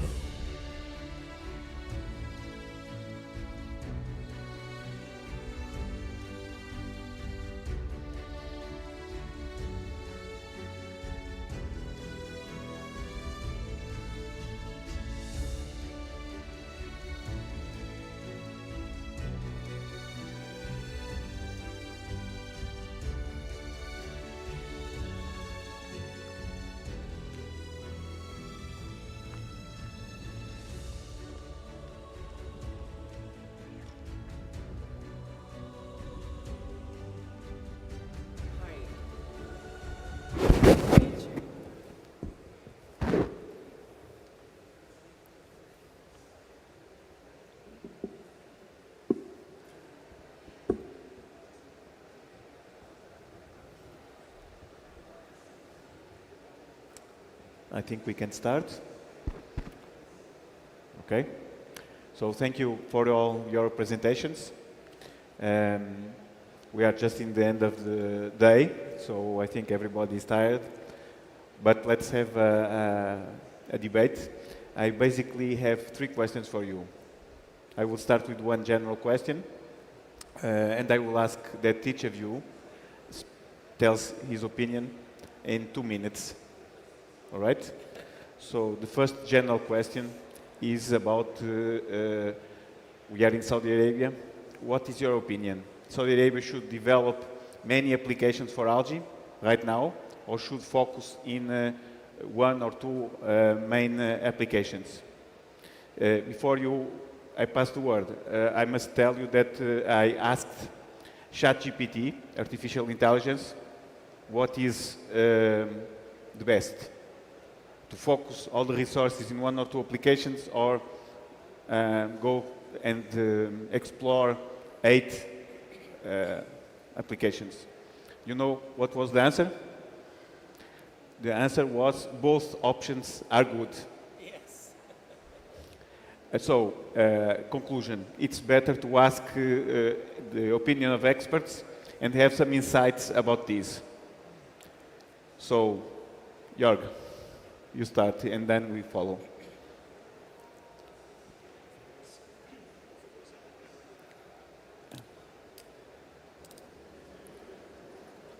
Of course, I would never say something against the artificial intelligence. So, in fact, I agree with what comes out. It depends on the focus of your company, of your organization, or of your country. You have seen already in the presentations of yesterday and today the widespread opportunities in the algae sector. And of course, we should focus on all of the opportunities, because we have to solve worldwide a lot of problems, and algae could be the help for many of these problems we face. But of course, in your certain organization, you have to focus. This is what we see also in our company. You cannot do everything. You have limited resources in terms of staff and in terms of financial situation. So individually, even as a company, you have to focus, of course, but globally, you have to take all the opportunities. Okay, Benoit? I think... the micro for you. Oh, yeah. It's okay. I think, yeah, there is a lot of application. When we see in circular bio-based industry, one maybe dish is an energy or a new product, and yes, we can, if I see aquaculture, we feed maybe some shrimp, it's good with algae, we use algae, and after that, how we can decrease the level of nitrogen, of toxic compounds in water, and maybe algae can help us to have a renewable system, and I think there is a lot of opportunity for us, because I'm a researcher and every day I discover some new application from literature or from my work, and yes, I think for this case it's good to enhance some new applications. Okay, Pete, please.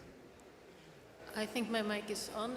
Well, I think that diversity is always good, but you always have to take in consideration also your own capacity. So, number of activities and looking into what are my capacity of investment, in what time frame do I have to have a final product? Exactly. And have an agreement between the technological readiness level of the application and the time frame. All right. Charles? I would focus on algae technologies that have real business applications for industries that you want to grow here in Saudi Arabia. For aquaculture, there are a variety of technologies I think you could focus on. Sometimes diversity is helpful. But I would try to focus on technologies that are profitable, technologies that you can bring to market that are scalable, things where you have a need, a legitimate need in this country. If you need more protein production, focus on algal strains and production of algae that can manufacture protein. If you want to focus on aquaculture, I do think also that omega-3s have a place when it comes to production of nutritional aquafeed for production of both fish and shrimp. And again, you know, some of these technologies may not be as commercially applicable, but the ones that I think Saudi Arabia should focus on to build its economy would be the ones that could help you with building an aquaculture industry, you know, producing poultry, and also producing functional foods, beverages, and things that Saudi citizens might consume as part of their diet. Thank you, Charles. Please. Thank you for asking this question, because this is a crucial question for Saudi Arabia and for any country, actually. So because it's a national decision, it requires cooperation among the government, among the private industry, as well as the research institutes in the kingdom. But ultimately, it's the private industry that will commercialize this and will bring this to the marketplace. So technology readiness level of the particular application is most crucial. So I would think perhaps animal feed, nutraceuticals, these have high enough technology readiness level for companies to get into them and commercialize the products. And therefore the government could support them or prioritize them. But it would also make sense for other applications that are of lower technology readiness level that are of high importance to the country to be supported by the government in terms of research and development with the research institutes in Saudi Arabia, and also in partnership with the private industry. So that's how I would frame it. All right, thank you. So let's go for the next question. Next question is simple question. In your opinion, relating to your specific application that you know better, for example, Jörg will speak about food, in your specific field of knowledge, what is limiting the growth? Is technology or market demand? In your case, technology is there or not yet, and market is not there. What is the main limitation for your application? In the whole algae sector worldwide, we should not forget that we are just facing 70, 80 years of history. So in developing this sector as an industry, we are still in the beginning compared to conventional agriculture, which looks back to a history of more than 10,000 years. So we have bottlenecks everywhere. We are still in the beginning in terms of technology. We are still in the beginning of the usage of strains. We are mainly working with wild-type strains. We are still in the beginning of educating people, and I not only mean necessarily staff, employees, I also mean educating the customers why products with our algae solutions are better than the products they know before. So we are in a very exciting stage of a developing industries with a lot of opportunities, but also with a lot of lack of knowledge. So what we need more is education at the universities, in the companies, everywhere, to create in demand, and of course also to create technologies to compete really in terms of volumes at the end with agriculture. All right. Benoit, please. I think market is very important. We need to know the market because it's difficult to change the market. Put the micro closer to your mouth. Sorry. It's difficult to change the market.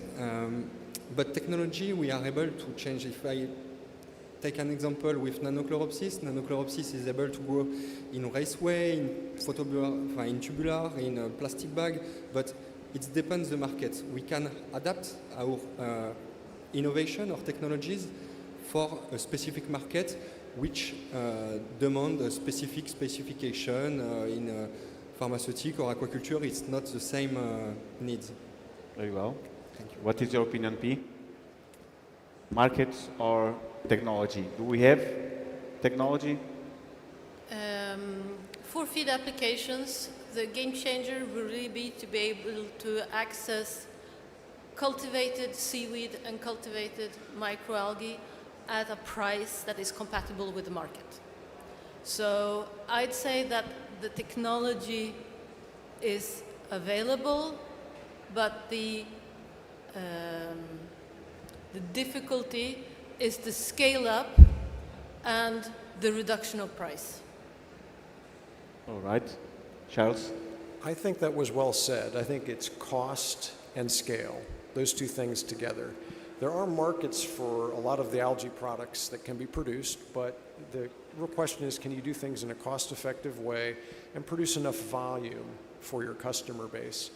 When it comes to my specific area, the omega-3 fatty acid market is growing so tremendously that fish oil is having trouble keeping up. So alternative sources from algae are definitely a way to go, something to pursue.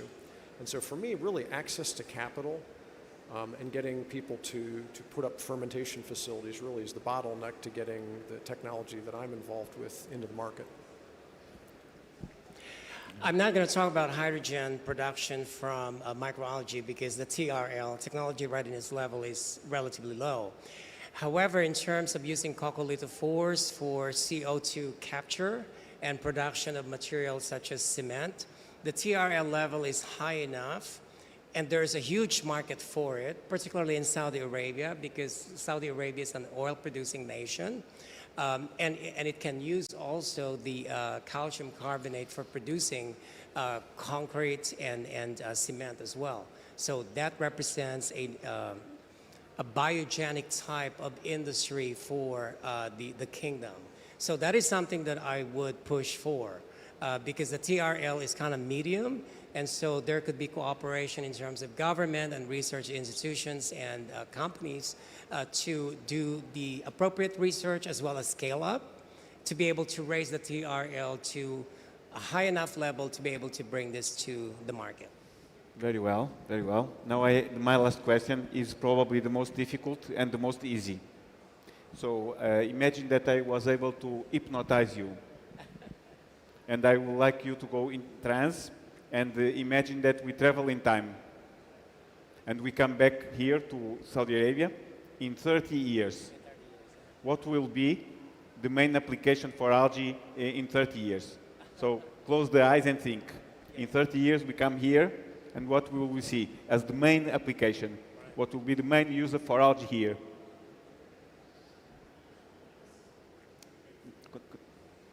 I'm back from being hypnotized now, and I see a lot of phototrophic reactor systems to grow different microalgae species for very different applications in feed, food, or nutraceuticals. Good. I hope in 20 years we will find new biofuel, more sustainable, and yeah, I think it's good because they have lots of sun and good conditions for algae, and maybe it's. I hope it's a good way. Okay. Deep. It's difficult to travel in time, but please try. It is difficult to travel in time. And especially when you don't know well what are the localities, but if you wanted to get inspired, just look back and you see so many algae.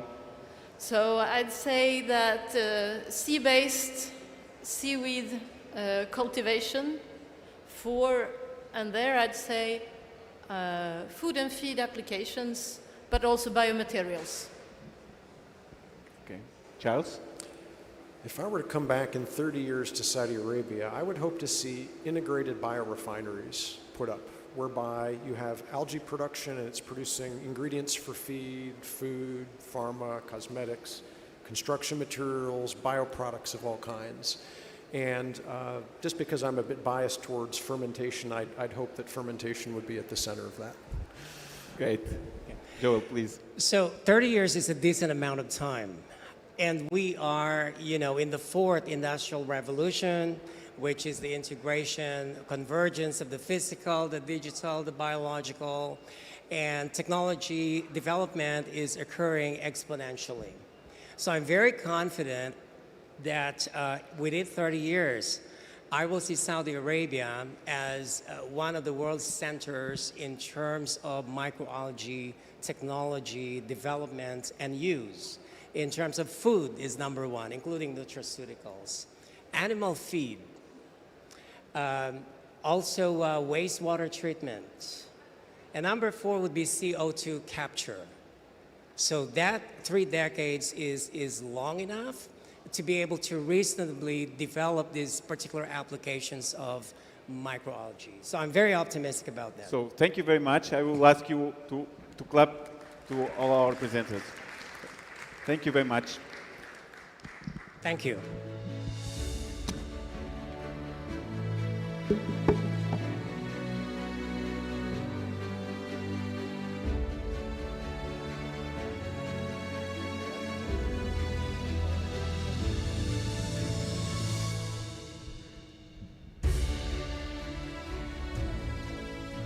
يتفضل الآن الدكتور علي الشيخي بتكريم المتحدثين ورئيس الجلسة.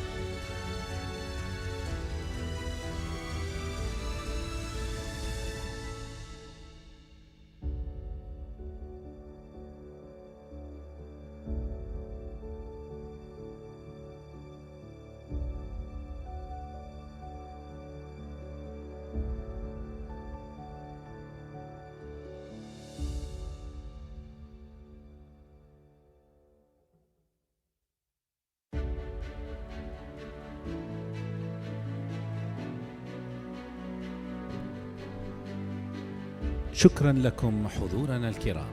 بهذا نأتي لختام أعمال هذا المؤتمر لهذا اليوم. نلقاكم يوم الغد في تمام الساعة 4 مساء.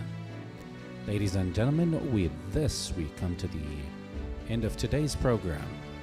We look forward to meeting you tomorrow at 4 p.m. Thank you and have a good night.